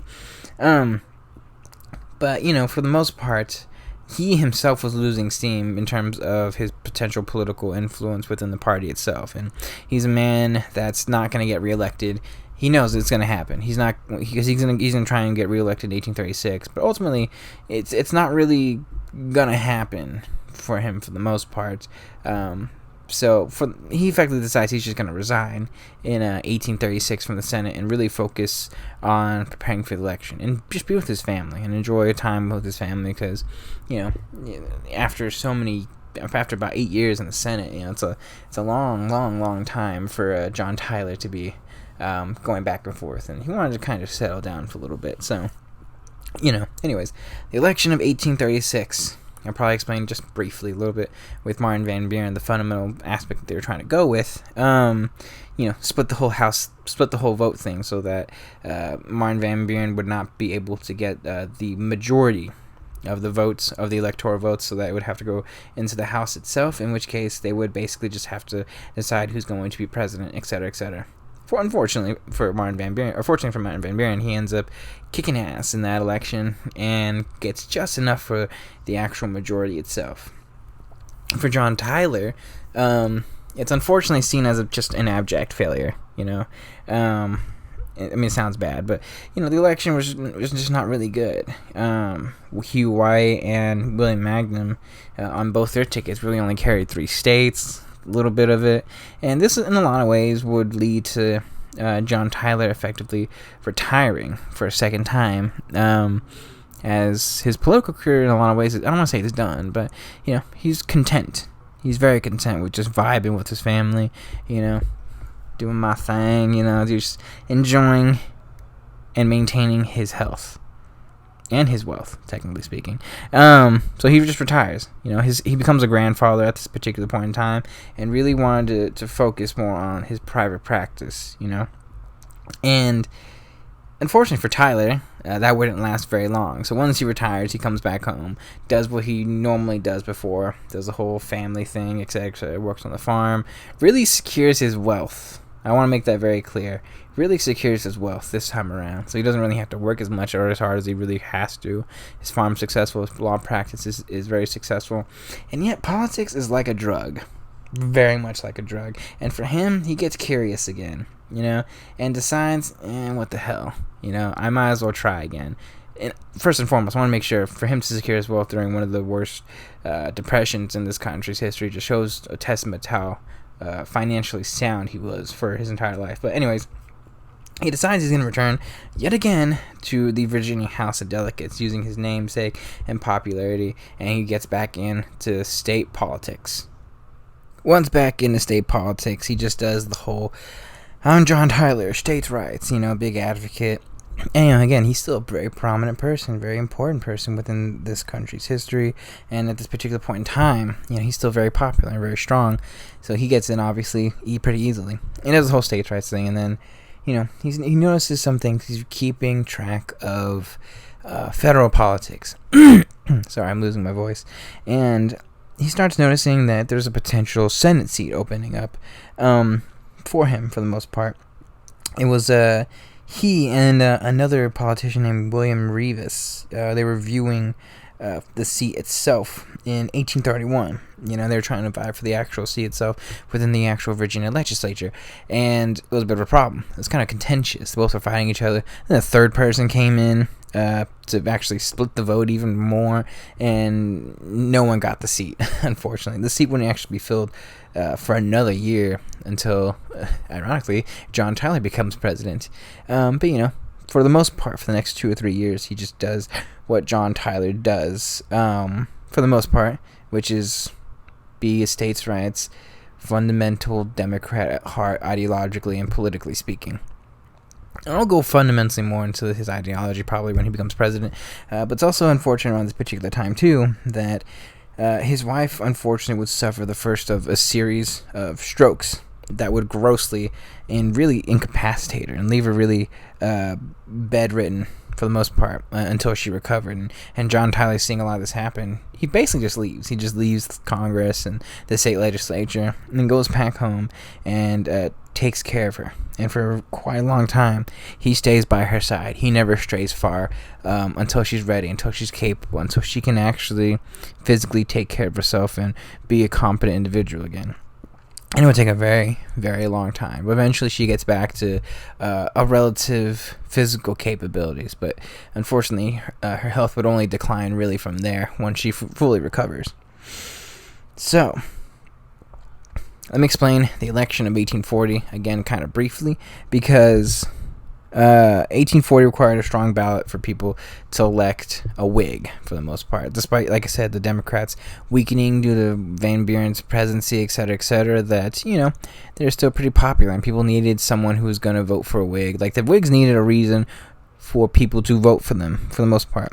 And they needed specifically a candidate that was going to help represent Southern interests for the most part. Because Harrison would have gotten most of the Midwest and the North and the Northwest Territory, obviously. But at least in the South and the Southern interests, as a vice presidential candidate, John Tyler seemed like a pretty solid person. His name had came up once he became a part of the state legislature, and people were kind of like, oh yeah, John Tyler, that hell states' rights person. So vehemently states' rights person. That, like, okay, he's pretty good, he's pretty Gucci, so you know what, alright, cool. And there were a whole bunch of different choices. Tyler was actually probably one of the last choices to be nominated for vice president, and he didn't even really want to do it because of his wife's health and wanted to focus on other things. But, the Whigs, he was effectively a Whig at this particular point in time, and the Whigs really pushed for him, so he ended up begrudgingly accepting. And not to mention, too, it was kind of just like, well, no president had died ever previously before, so the vice presidency was kind of seen as just like a really chilled, laid-back position, and Tyler could just be home with his wife, and, it was kind of like, okay, I'll do it. I guess I will. So in the very early going, a couple things were happening because he wasn't campaigning. He was at home with his wife, and he's an old school dude, so he didn't really want to advocate for campaigning in any way, shape, and form.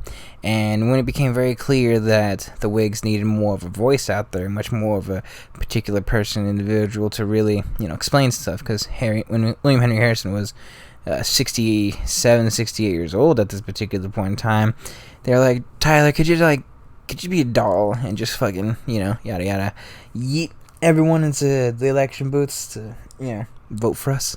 And Tyler's like, if you're going to twist my arm, fine, I guess I will. So John Tyler, after some time, his wife's much healthier and recovered, he goes on the campaign trail. He travels from convention to convention, from state to state, and really is the person that is the individual giving speeches and really pushing for. And the person actually, you can really say, is the person that does and is the fundamental influencer of the first modern presidential campaign election in history. And it works. I'm just going to fast forward for the most part, and I'd like to do an episode of the 1840 election by itself, but spoiler, John Tyler, or William Henry Harrison and John Tyler, win the presidency and vice presidency. And when John Tyler becomes vice president, he becomes the most important vice president within this country's history. And that's just an unfortunate fact. Anyways, John Tyler becomes the 9th vice president within this country's history. And again, like I said, William Henry Harrison and John Tyler, they knew about each other, but never really met each other for the most part, and weren't particularly close, despite the relationship that both their fathers would have during the whole revolution, etc., etc. And at one point, I think they did live actually like next door to each other at some point in their lives in Virginia. I think it's fascinating and interesting.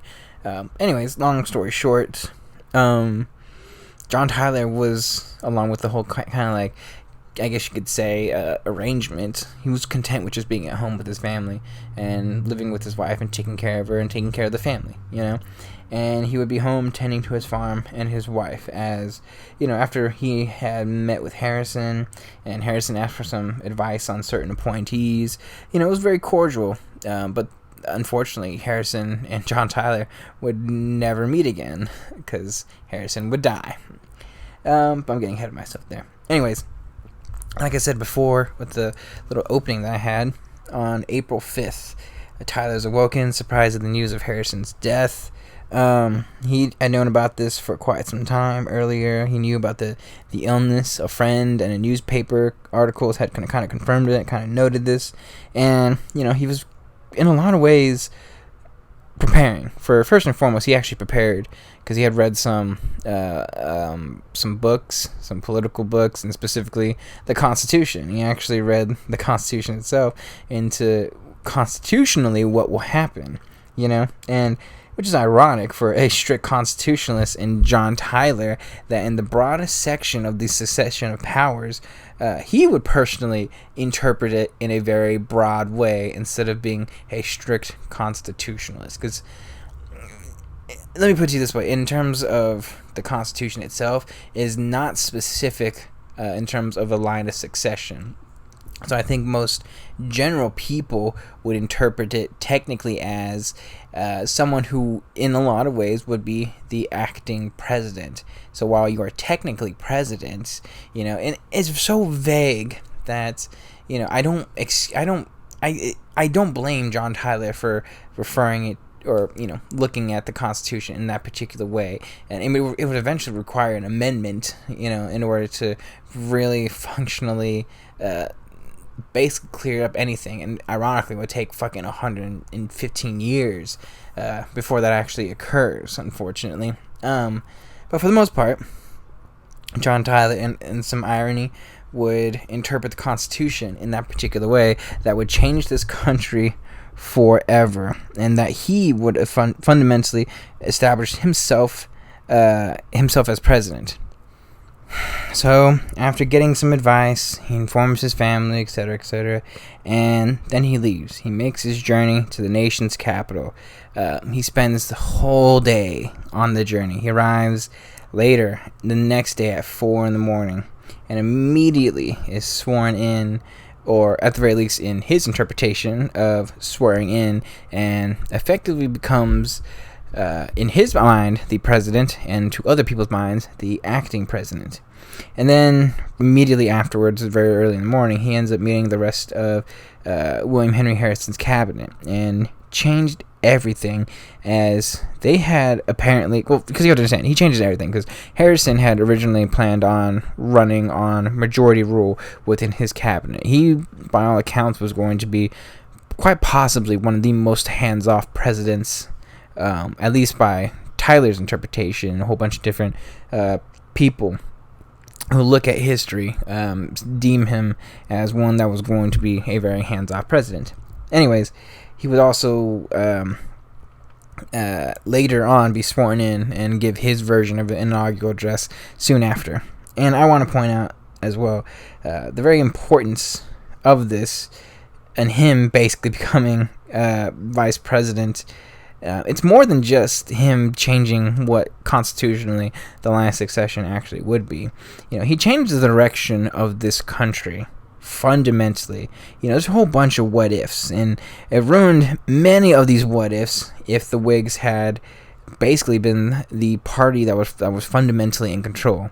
John Tyler in a lot of ways kind of ruined any chance that the Whigs would have to establish, I guess, their own foothold within this country as a party. Because of this failure, they would have to continue this whole line of, get these war generals in and trying to hope that they end up winning the election. And most of these war generals aren't really in the best of health and they end up dying, which ends up creating these whole constitutional crises. And people just get sick of it, and then the Republicans pop up and basically form this new party.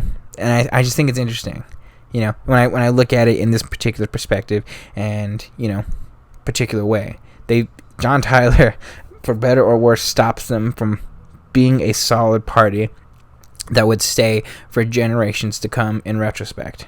And, for Tyler, around this particular point in time, he was by himself as effectively I think, in my personal view, probably the second independent president that this country has ever seen since George Washington. He was a full-on renegade. He was not a Whig or a Democrat, and both parties did not want him. They'd rather have their own candidates that were going to support the party's line. So he's like a true fucking renegade against the establishment parties. Not to mention, too, this made the vice presidency important. Very, very important. I don't know why I went deep like that, but, it established the vice presidency was actually something that people could actually, I'm one step away from being president. Fam, that's pretty fucking lit, Let's just get started, because this is technically like a joint presidential period of time for William Henry Harrison and John Tyler. Let's get started with John Tyler's presidency. First and foremost, his cabinet, he attempted to keep William Henry Harrison's cabinet. Most of them stayed on at first, but eventually they did not believe him to be the president or have these constitutional rights. They'd leave very, very much soon after. The only one that would stay would be Daniel Webster. He would stay on for at least a couple more years to finish out. I hope, and there was a lot of political stuff, because Daniel Webster and Henry Clay, they may be part of the same party, but they are the two top dogs. I guess you could look at it as if Hillary and Obama, and as Daniel Webster's kind of like Obama, he's I'm not gonna let this happen. I'm gonna fucking win the party nomination. That's a terrible example, but you know what I mean. The two top dogs and head honchos in a lot of ways, kind of vying for power. And that's how it was kind of looked on back then. And Daniel Webster would stay on just for political reasons, in which that actually helped sustain John Tyler's presidency in a lot of meaningful ways. John Tyler, in his entire cabinet, unfortunately, would have this is one of the most fascinating, because on a constant basis, he's replacing cabinet members left and right, and none of them would be able to stay on because it was politically toxic, and every single person that would come on, he's just you're gonna be doing this because you're gonna be doing this because you want to be principled, etc., etc., and everyone's I don't want to be out of politics. So a lot of people were saving their political futures. Little tidbit too, he's the first president to have one of their cabinet nominees to be rejected in this country's history. He actually had 4 of them specifically rejected. Fascinating. Anyways, it even becomes even much more of a problem because of his judicial appointments were also a problem for John Tyler. Just because 2 spots would open up, 2 deaths would occur during in the Supreme Court, specifically with him, that he would try to replace, and he had 5 different people on 13 different occasions that he's trying to push through and appoint to actually go into the actual Supreme Court itself. And the Whigs and the Democrats were basically just like, no, we're not having this happen at all. And in particular, the Democrat or the Whigs, because they're like, if Henry Clay becomes president, we want both these spots open so that we can put our own people on. And the Democrats kind of seeing this and kind of like, huh, interesting. You guys are kind of shady, you know? And ironically, near the end of his presidency, he would actually be able to get one person through. The only one they get through was this man named Samuel Nelson. The last month of his presidency, I might want to add, in a bit of a surprise that kind of shook a lot of people. I think it was probably just to help with it was probably some political motivation that would allow that to happen. But anyways, Samuel Nelson would be one of the Supreme Court justices. He'd be Supreme Court justice, I think, until like 1872. He'd be one of the people that would vote in favor of the Dred Scott case, notably. So what is the country like at this particular point in time? Okay, this country is in fucking turmoil. It's kind of a little bit chaotic. I'm probably overstating it and understating it at the exact same time. You know, because the Panic of 1837, it's still felt. It's still in full swing.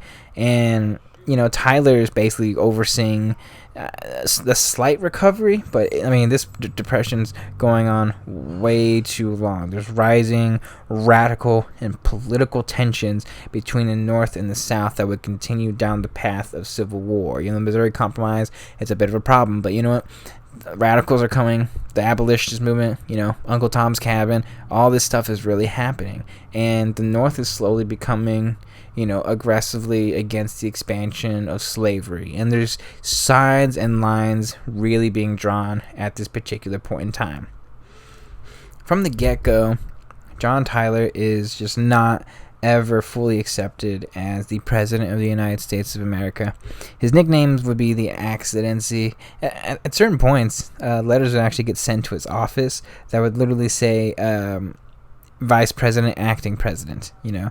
I don't care who you are. That's pretty fucking savage, though. Anyways, he basically, from the very get-go, is very clear he's not going to be playing ball. The initial meetings that he has with Whig leader Henry Clay, they talk, and the meetings go like this. It's like, Henry Clay is like, so, Vice President, how are you going to be acting as President and legislating? And John Tyler's like, don't call me Vice President. I'm the President now. You know, like, little Captain Phillips kind of thing going on. But anyways, from that point on, it's very clear that it's not gonna happen for the Whigs. You know, they lost out. And if I'm gonna be 100% honest, the Whigs, and especially Henry Clay, have nothing to blame but themselves. You know, that's the big problem with Henry Clay. He always wanted power. He always pushed for power. It becomes a real fucking problem sometimes, because he ends up kind of screwing the country over and a whole bunch of different people over in his grab for power. And he puts his own party in a situation like this, where John Tyler becomes president, you know? And he basically ruins any chance that anything was going to happen for him, his attempts at presidency, and all just his future. It's his fault. And I think, you know, if anyone should eat crow, it's Henry Clay. So anyways, my rant's over. John Tyler's presidency had many notables, and I'll try and be as clear and succinct with the timeline as much as I possibly could, but I'm probably going to go back and forth with this. First and foremost, the first thing that had to be addressed was the economy. He had to fix the economy. Let me explain the situation, because, you know, land's still being settled out in the West. You know, there's a whole bunch of people kind of going into Oregon, in the Oregon County and stuff. You know, the beginnings of the Oregon Trail. You know, people were settling out there, although it's kind of British territory. It's a little bit contentious, and you know, Tyler begins the negotiations of those of that territory technically, and Polk will eventually finish those negotiations. I just want to point that out and start that. That's how it starts. The Oregon Territory, just basically the entire northwest of the United States, and you know, people are still struggling, but the United States government is really trying to make things simpler for people to continue westward expansion. And they do it with two acts that actually Tyler signs into law. He's trying to play ball with the Whigs, and these two acts are very against him and his ideals, politically speaking. But the first is, I believe, the Preemption Act of 1841 and the Bankruptcy Act that same year. In part, to help people settle out in the West. The Preemption Act is to basically make people who are going to settle out land, because if you're going to get land, you could like auction for it, etc., etc. Basically, somehow just made it cheaper. I'm probably going to guess with some tax cuts, etc., etc., for people to buy land and make it much more lucrative for them to actually go out west. And then the Bankruptcy Act it's pretty obvious. It's the first like bankruptcy act in this country's history. I also want to talk about too. He was not a fan of any form of, I think, federal reserve of any kind, whether it's an independent treasury or a bank. He just didn't want it. He actually repealed the Independent Treasury Act from Martin Van Buren, and for the most part, everyone's kind of like, or the Whigs are all like, okay, so he might actually play ball with this. And then in mid-August, there was another attempt at trying to renew the charter of the Second National Bank, and I'll put it to you this way: the bank's on its last legs, and it's kind of Clay's last-ditch effort to actually have it rechartered. And basically, he says no.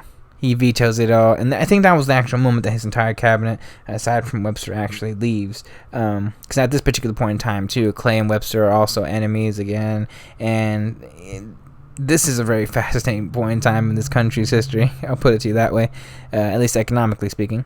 I will say this, though, at least economically speaking, that Tyler will eventually fix the economy through some of his own legislation, effectively. But for the most part, without any specific economic action from the federal government, the things that were continuing to happen from Martin Van Buren's presidency would just continue to happen, at least in the first year and probably even the second year of John Tyler's presidency. But even then, 1842, after a year as president, things would only just get more and more difficult, unfortunately, for John Tyler. His family, his wife was basically home, his kids were basically taking care of the farm, etc., etc., and his wife was really struggling. She would actually suffer from a second stroke, unfortunately, and die later that year, because, she would basically be detrimental, or what's the word? She's basically incompetent in the actual White House itself, and she would basically just be barely functioning, unfortunately, as her health just continued to deteriorate, and it was a devastating loss for him. It was rough, to say the least. It was also, unfortunately, the year that John Tyler would become the first president in this country's history that would face impeachment proceedings and procedures within this country's history. And I'll probably go more in depth with it, because I think it's okay. I'll just be brief, but I will explain at least a little bit of the actual impeachment proceedings. The Whigs are very, very, very mad. They started it. They're basically like, we want to get this motherfucker out of here, etc., etc., and they basically were trying to really push him out there. But the Democrats and a whole bunch of other people were kind of like, this is a bit extra what the Whigs are trying to do here. And I'll put it to you this way: most people were going to vote relatively based off their conscience, because people were much more politically active, and they saw this as a bit of a reach for the Whigs, unfortunately. It's kind of just like, why would you try to impeach this guy for just doing things that, you think are good but aren't? Like, technically speaking, he's doing his job. And ultimately, narrowly, they would actually stop and reject impeachment proceedings. And I think it was a vote of 127 and 83 rejected, or was it 98 to 90? There was two votes, I think, in terms of formal impeachment. At the very least, ultimately speaking, the Whigs will not impeach John Tyler, although they really absolutely pushed for impeachment. And also to mention too, later through the Congress, the midterms, I can't speak right now. In 1842. The Democrats would gain a lot of seats, and the Whigs would lose a lot of seats. So it actually made things a lot easier, in some sense, for John Tyler to get some legislation through at that particular point in time. 1842 is also difficult, too, because the first, I guess you could say, labor union appears in the Commonwealth, or first labor union appears in the court case Commonwealth versus Hunt, that establishes the legal status of labor unions, which is just, oof. Like, that's for a states' rights person and someone who's pretty much, soundly independent, business minded. That's pretty rough. On top of that, too, there is going to be some relatively positive good news.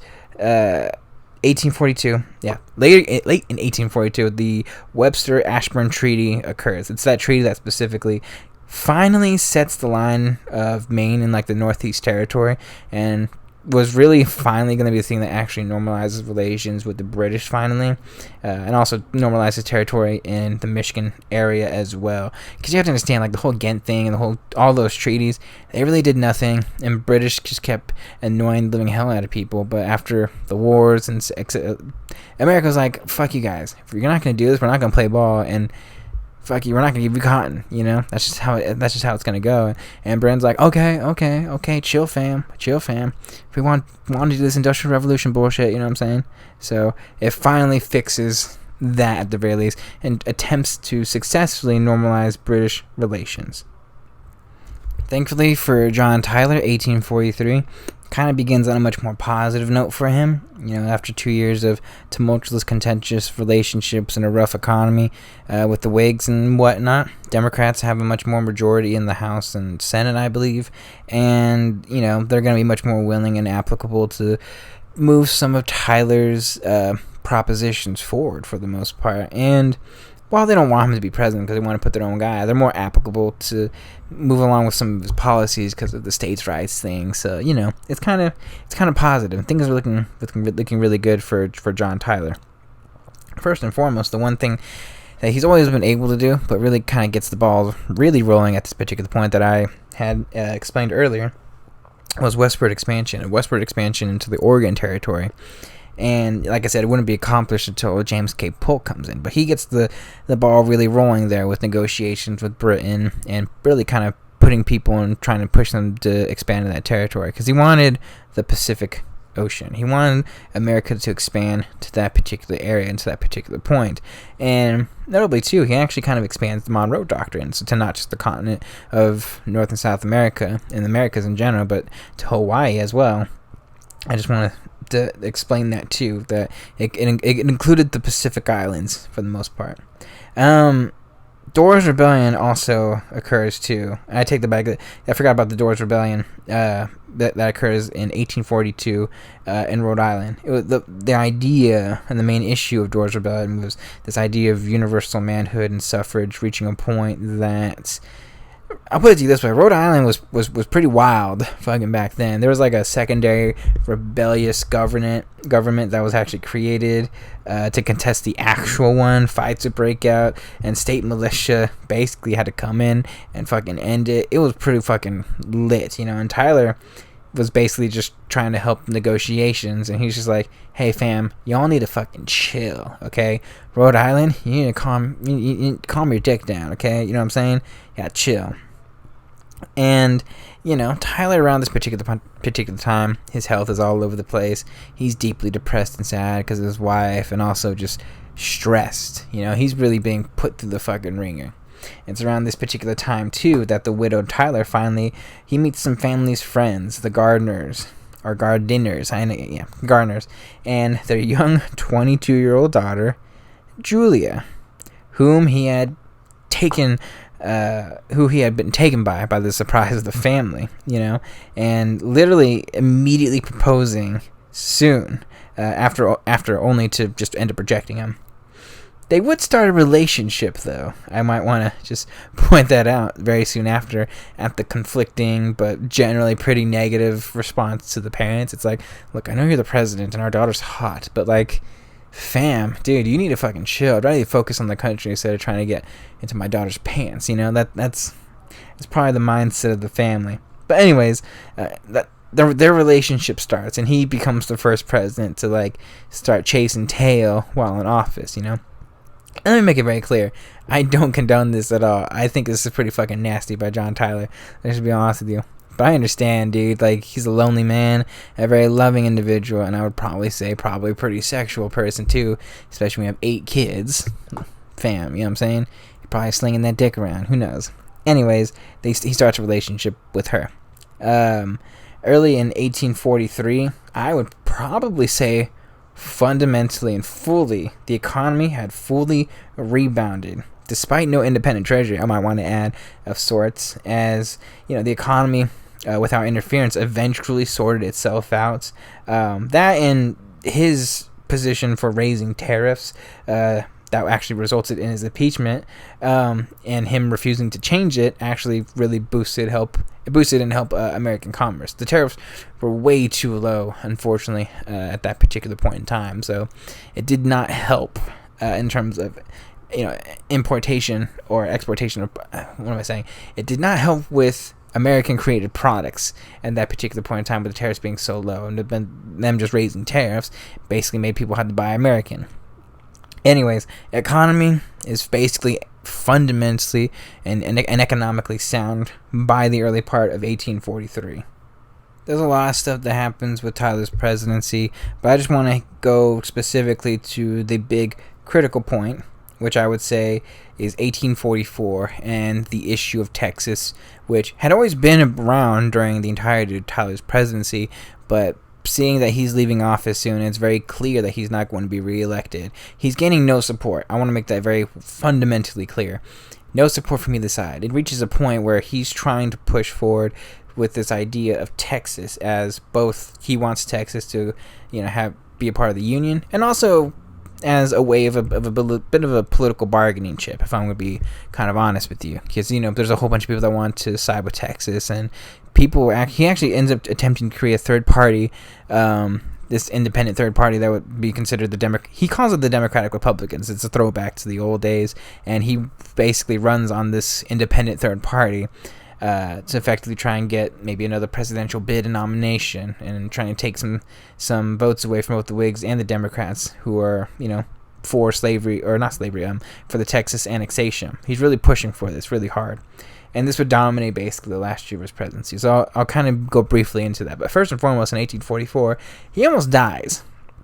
It's a very fascinating year. It was known as the Princeton Explosion. This is new ship that he... his girl, his side piece Julia, and her family will go upon. This is new brilliant. I don't know if it's a battleship or not, but I believe it is. And it explodes and kills a shit ton of people, including her father, Julia's father. And everyone's all depressed. Everyone's all fucking sad as shit, and it's really rough, and it's really fucking difficult. But after that, I think they're both probably just like, life is really short, so we should probably YOLO, fuck it, because as soon as that happens and that negative experience occurs, they effectively get married. Yeah, notably, I might want to add, he has 7 more kids with Julia, bringing his total to 15, most of any president in this country's history. And that's a pretty expensive school bill, and a big bill. That's a lot of fucking kids. Anyways, like I said, the election, the last year of his presidency was dominated by the re-election bid as well as Texas. He sought this re-election, and he possibly could have won. I want to make that very clear, either as a third party or if one of the candidates probably would have picked him. Because a lot of people, they weren't necessarily antagonistic to John Tyler at this particular point in time. I think if he was capable of running as a Whig or Democrat, especially against a weak candidate, he probably would have won. He probably could have won at the very least. Like if he was a Democrat against Henry Clay, I think he probably could have won. Because if James K. Polk was going to win, then by what the hell, Anyways, both sides had a weak field of candidates. Because basically Clay was just going to be the person to wreak havoc, and he knew that was going to be a weak field of Democratic candidates, so he was just going to be like, I'll fucking run this year and take my last shot at the presidency. So the field really was open for John Tyler. Big problem, though, is that, again, like the whole rotating revolution of cabinet members that he was having, one particular individual really had kind of just appointed John C. Calhoun into his cabinet effectively against Tyler's wishes. He only accepted because he was like, well, you did it constitutionally, so I'll let it slide. And unfortunately, John C. Calhoun was to put it lightly, the worst aspects of what Tyler did not want in a cabinet member. John C. Calhoun was the straw that broke the camel's back of any potential that he was going to have in any re-election campaign, and that would effectively make him basically there was no chance of him effectively getting it. He was only going to serve as a one-term president, and him becoming, or John C. Calhoun effectively going into his cabinet. Tyler was resigned, and he's like, I'm only going to just serve one term, whatever. He just gives up on any attempt at a re-election campaign from that point on. Calhoun was just seen as such a negative and at least a politically complicated individual that was going to, because Calhoun was so aggressively not only just Texas annexation, but we're going to fucking make it a slave state, and it was seen as something that was just going to continue to stoke the fires that would complicate issues within the rising tensions of this particular country. And that was a no bueno in any way, shape, or form. Anyways, he was still an advocate of annexation, though. He was like, still need Texas. Despite me not getting the actual nomination, I still want Texas. And he would fight long and hard to join the Union of Texas and America. Big problem, though, is he does not want to start a war with Mexico. But at the same time, he comes to his own he comes to his own conclusion. It's going to happen. It's going to happen, and when it does happen, we have to be ready. So he kind of gets the military ready just a little bit, but for the most part, he begins negotiations with Texas, and he starts getting a shit ton of Democrats on board along with the issues, starts passing resolutions that just get pushed aside by the Whigs for the most part to effectively make Tyler kind of in a lot of ways a do-nothing president in some way, shape, and form. You know, like every single president in some ways really wants to do one grandiose big thing, and Tyler's big thing was going to be Texas. And the Whigs were going to do everything they possibly could to stop it. So basically, Tyler's the one that gets Texas done. He's the one that should be accredited for getting Texas done, because the people want Texas to occur and want Texas to be annexed into the Union itself. So Tyler does all the paperwork. He dots the I's, and all.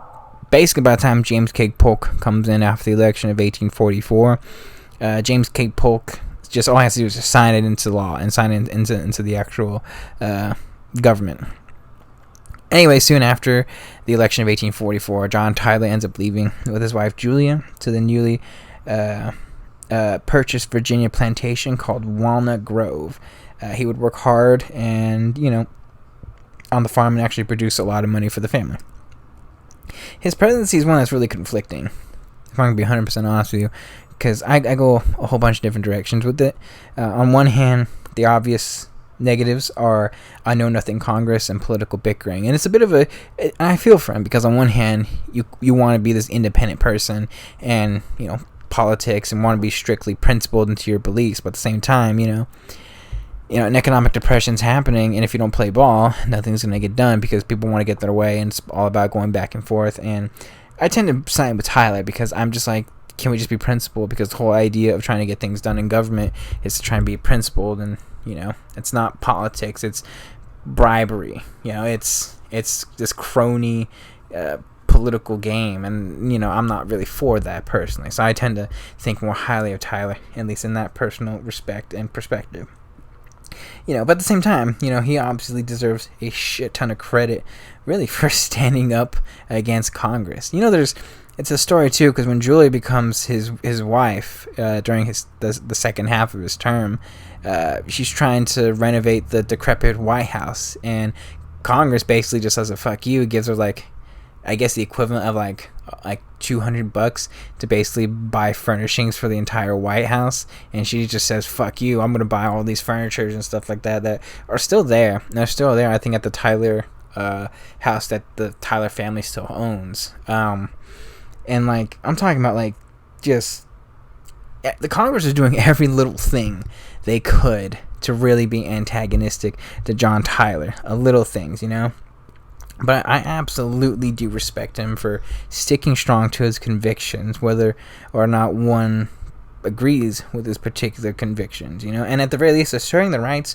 of a vice presidency to assume the mantle of the presidency upon the death or resignation of the president, and for expanding the powers and use of the presidential veto, because he vetoed a shit ton of bills that he thought were unconstitutional. In fairness, a lot of them were complicated, if at the bare minimum, very complicated bills that I don't think would be constitutional in most places.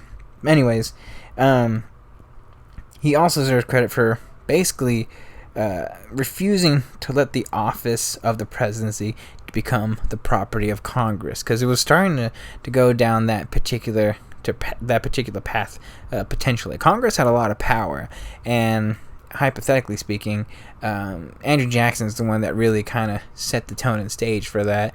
But no one was going to stand up to Jackson, and Martin Van Buren was just going to be abhorrently against. He was just going to be the president, and the Congress had a lot of power and a lot of influence, and John Tyler was not going to be influenced, and he was the first president that was potentially going to be susceptible to that, and he refused to let the presidency become the property of Congress.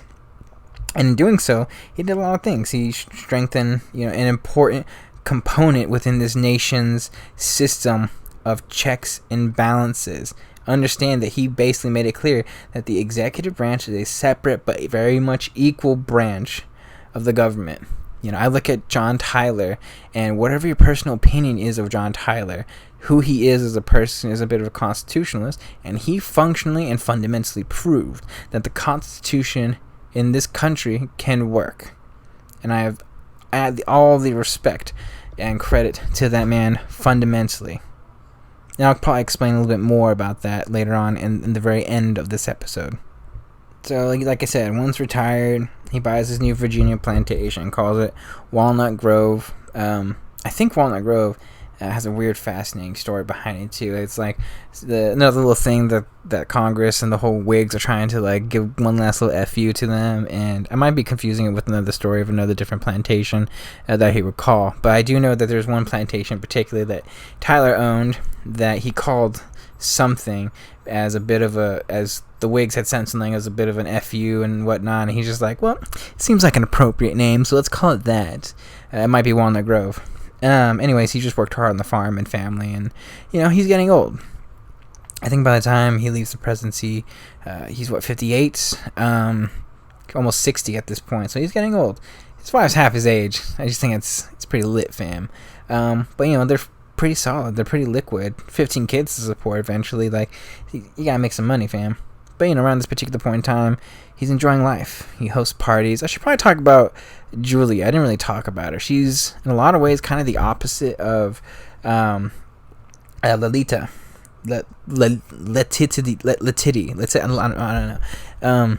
Anyways, she's younger. She's much more vibrant, much more energetic. She's not as religiously conservative as much, but she's still pretty religious, strong, and conservative, and I think a very strong woman for John Tyler for the most part. And they matched very well with one another. And they would just have all these parties, and because she's very different, because she took on wholeheartedly the duties of the first lady, when she got married. And they would have parties. He'd bust out that lute again and just start fiddling, and ironically, I want to point out that a lot of his neighbors really detested them. A lot of them were all Whigs. I think that's really, really fascinating. Some even offered him the position, this position called the Office to the Overseer of Roads, to mock him, which he then took in stride, and most of the Whigs did not realize that the power of the Office of the Overseer of Roads actually was pretty powerful, and he actually made them he really made them pay by forcing them to do their part in cleaning, fixing the roads. Hey, pick up your trash. Why you gotta throw it on the road, little things like that. Aside from an occasional public speech every now and then, John Tyler was relegated to a very, very peaceful retirement with Julia, and their 7 kids and 57 different grandkids that he would effectively have. Little tidbit, John Tyler, as of this recording, I'm not 100% positive, but at the very least, he had 2 grandkids that are still alive to this day. They're both probably around 98 years old now, or at the very least, as of this recording, I believe they're still alive, but I'm not 100% positive. I have not done my research into that. But, because he himself had his last kid basically in his late 60s, and then that kid eventually would have another kid in his late 70s, apparently, or something like that. And it's crazy. We have... I'm just fucking fascinated by that, genuinely speaking. But anyways, I believe he has 2 grandkids still alive. But for the most part, he's peaceful. He's just getting older. He's just puttering around the farm, doing his thing. And he's like, hey, what's up, Craig? How you doing? Like a normal, relegated, and peaceful life. He really stays out of politics for the most part. He does see the growing tensions and the rising tensions. Virginia itself is going to be a very contentious state during the Civil War, unfortunately. But for the most part, he for this decade from 1850 to 1860, he for the most part just started repairing relationships. He wanted to know ill with his enemies. Notably, Henry Clay, I thought was really fascinating. He disliked him. But, they made amends. He sends some letters, and they're like, yeah, I guess we're cool, fam. I guess we're cool. So, they'd be cool with one another, at least for the most part. And no one was going to have any negative antagonistic feelings towards John Tyler. And it's unfortunate, John Tyler in his late 60s, mid to late 50s, 1850s, he would basically have sickness. He would just only get worse with age, by the time the Civil War era really begins, he was in his 70s, it's unfortunate. The whole stomach problems that would be basically the issues of his life ultimately would, in a lot of ways, kill him. But he does have a couple of things that need to be done. First and foremost, once the Civil War rises, obviously abolition was on the rise, yada yada. Years after his presidency, he really doesn't do anything. He kind of just sees a lot of this stuff happening. He's like, what's that John Brown guy doing over there? Interesting. Let's be honest. He was he initially was for the Union and wanted peaceful resolutions during what were known as these Virginia conferences. He was basically, he wanted peace. He still adamantly states rights. But he was still adamantly states rights, but he really fought for negotiations between people, and specifically wanted the Union not to be succeeded. But there was contention between the federal government, the states' governments, and stuff like that. And unfortunately for John Tyler, if he was going to choose between one or the other, it was always going to be the state government. Despite being a peaceful person and wanting peace throughout, once he saw that there was no really going back, once war was going to be inevitable, was going to happen, and that nothing was really going to stop it, he was basically like, well, shit. Alright, fuck it. So then he basically just decides he's going to join the Confederacy once the actual war started. In Virginia, his family's kind of like, states' rights, what are we going to do about it? And he ends up joining the Congress of the Confederacy. In 1861, or late 1861, and would actually serve until his death, which he doesn't really do anything, to be honest, because he dies, unfortunately, pretty early into the actual Confederacy of the Congress, when it actually becomes installed in late 1861. January 12th, 1862, Tyler's at home, and he's only getting sicker and weaker. Age is really hitting him like a fucking brick wall, and he collapses. A week later, he ends up, unfortunately, dying of a stroke, on the 18th of January. John Tyler dies, and he's the only president whose death is not recognized by Washington and is buried with a Confederate flag. Only one not buried with a United States flag in this country's history. What does one make of John Tyler and his presidency? That is a very, very fascinating question. You see, I think John Tyler's presidency and who he is one that I think is one that's always going to be up to the interpretation of the individual. Today, I think if a conservative looked at John Tyler's presidency, they would probably look at it more fondly and positively as one that was an advocate of individual liberties, that wasn't going to try and grossly expand the federal government to a point where it was going to get bloated and et cetera, et cetera. It was really one that tried to do the right thing above all else and try to stay principled to his own personal beliefs, even if some people thought they were wrong. And then other people would probably think, well, he got nothing done. He got no legislation through, because a lot of those people probably perceive the necessary need of the federal government, which I can understand and empathize and sympathize. For me, John Tyler's presidency, I think, is one that is unfortunate, and I would have been very fascinated to see had Congress actually been willing to work with them with the things that he probably would have gotten done. He was an incredibly hard worker, a very fucking hyper intelligent individual, and a very determined individual, and one that was so steadfast in his principles and his beliefs. It's a wonder what could have happened had things worked out, or had he might have had an opportunity to, say, get another opportunity to become the president. Maybe if he did get a second term, what was going to happen with John Tyler?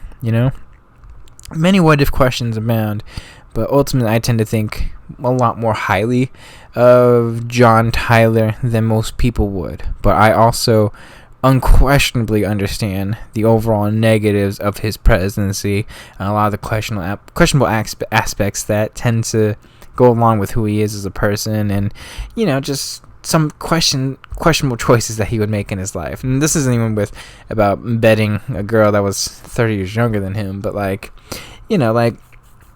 get things done, in terms of a particular crisis, and your federal government is only making the crisis worse, so you should probably try and do something to effectively fix it, and he really didn't, and that one's a little bit on him, and it took another 2 years before anything really gets done.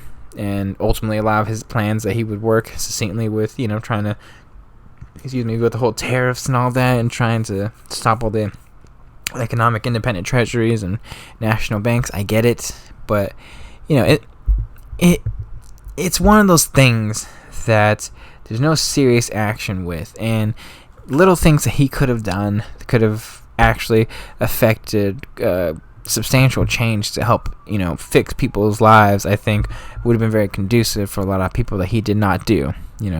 Both economically, he could have done that instead of waiting and playing the long game in order to fix the economy, and also just maybe push for Texas better.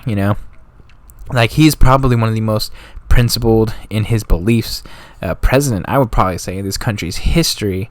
Yet, it took him a while to actually really do these things, and he's not a perfect person by any stretch of the imagination. I would argue that Texas for him was more of a political thing that slowly developed into being like, well, I do want this, so I guess I'll just do it anyways, It's funny, I just want to compare Martin Van Buren and John Tyler. I think they're both fascinating presidents that really make me question what I want in a president and what I think the presidency should really entail, because at least in their own ways, they're both kind of similar, just dealing with a whole bunch of different things. Martin Van Buren was always a bit of an off-hands kind of president, and by choice. It was more so just because states' rights, for the most part, at the very least, the big issues for states' rights, Martin Van Buren was generally always about. And I think he was a little bit different. He was always unprepared for the presidency. And, in a way, John Tyler was always prepared for the presidency. I don't think he was prepared for the partisanship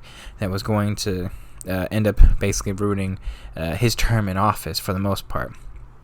So I think, that 8-year period when Martin Van Buren and John Tyler become presidents after the Jackson era ultimately kind of ends, I guess you could say, or his presidency ends, his era continues specifically. It's a very fascinating point in this country's history. It's kind of like this weird bridge moment and point that things are kind of just like starting to heat up a little bit, and they really reach a bit of a slight apex when James K. Polk becomes president. Because basically from Van Buren, Harrison to Tyler, for those 8 years, nothing really big specifically really occurs. And it doesn't really occur because, like, I always think of, like, the big presidents that tend to really change things. It's like, okay, I go from, Andrew Jackson, and then I go to James K. Polk, and then nothing really happens with Taylor and Fillmore. And then Pierce and Buchanan are basically just like, what the hell? And just like 6 years of just hell of partisanship, divisiveness, anger, just war is going to occur because of those two specifically. And I'll get to them in a little bit, but it's peaceful at this particular point in time, and it's just the rising tensions. And it's kind of fascinating to really look at America during this particular point in time. And the two presidents that ended up overseeing this particular point, at least the majority of it, ultimately were Van Buren and Tyler.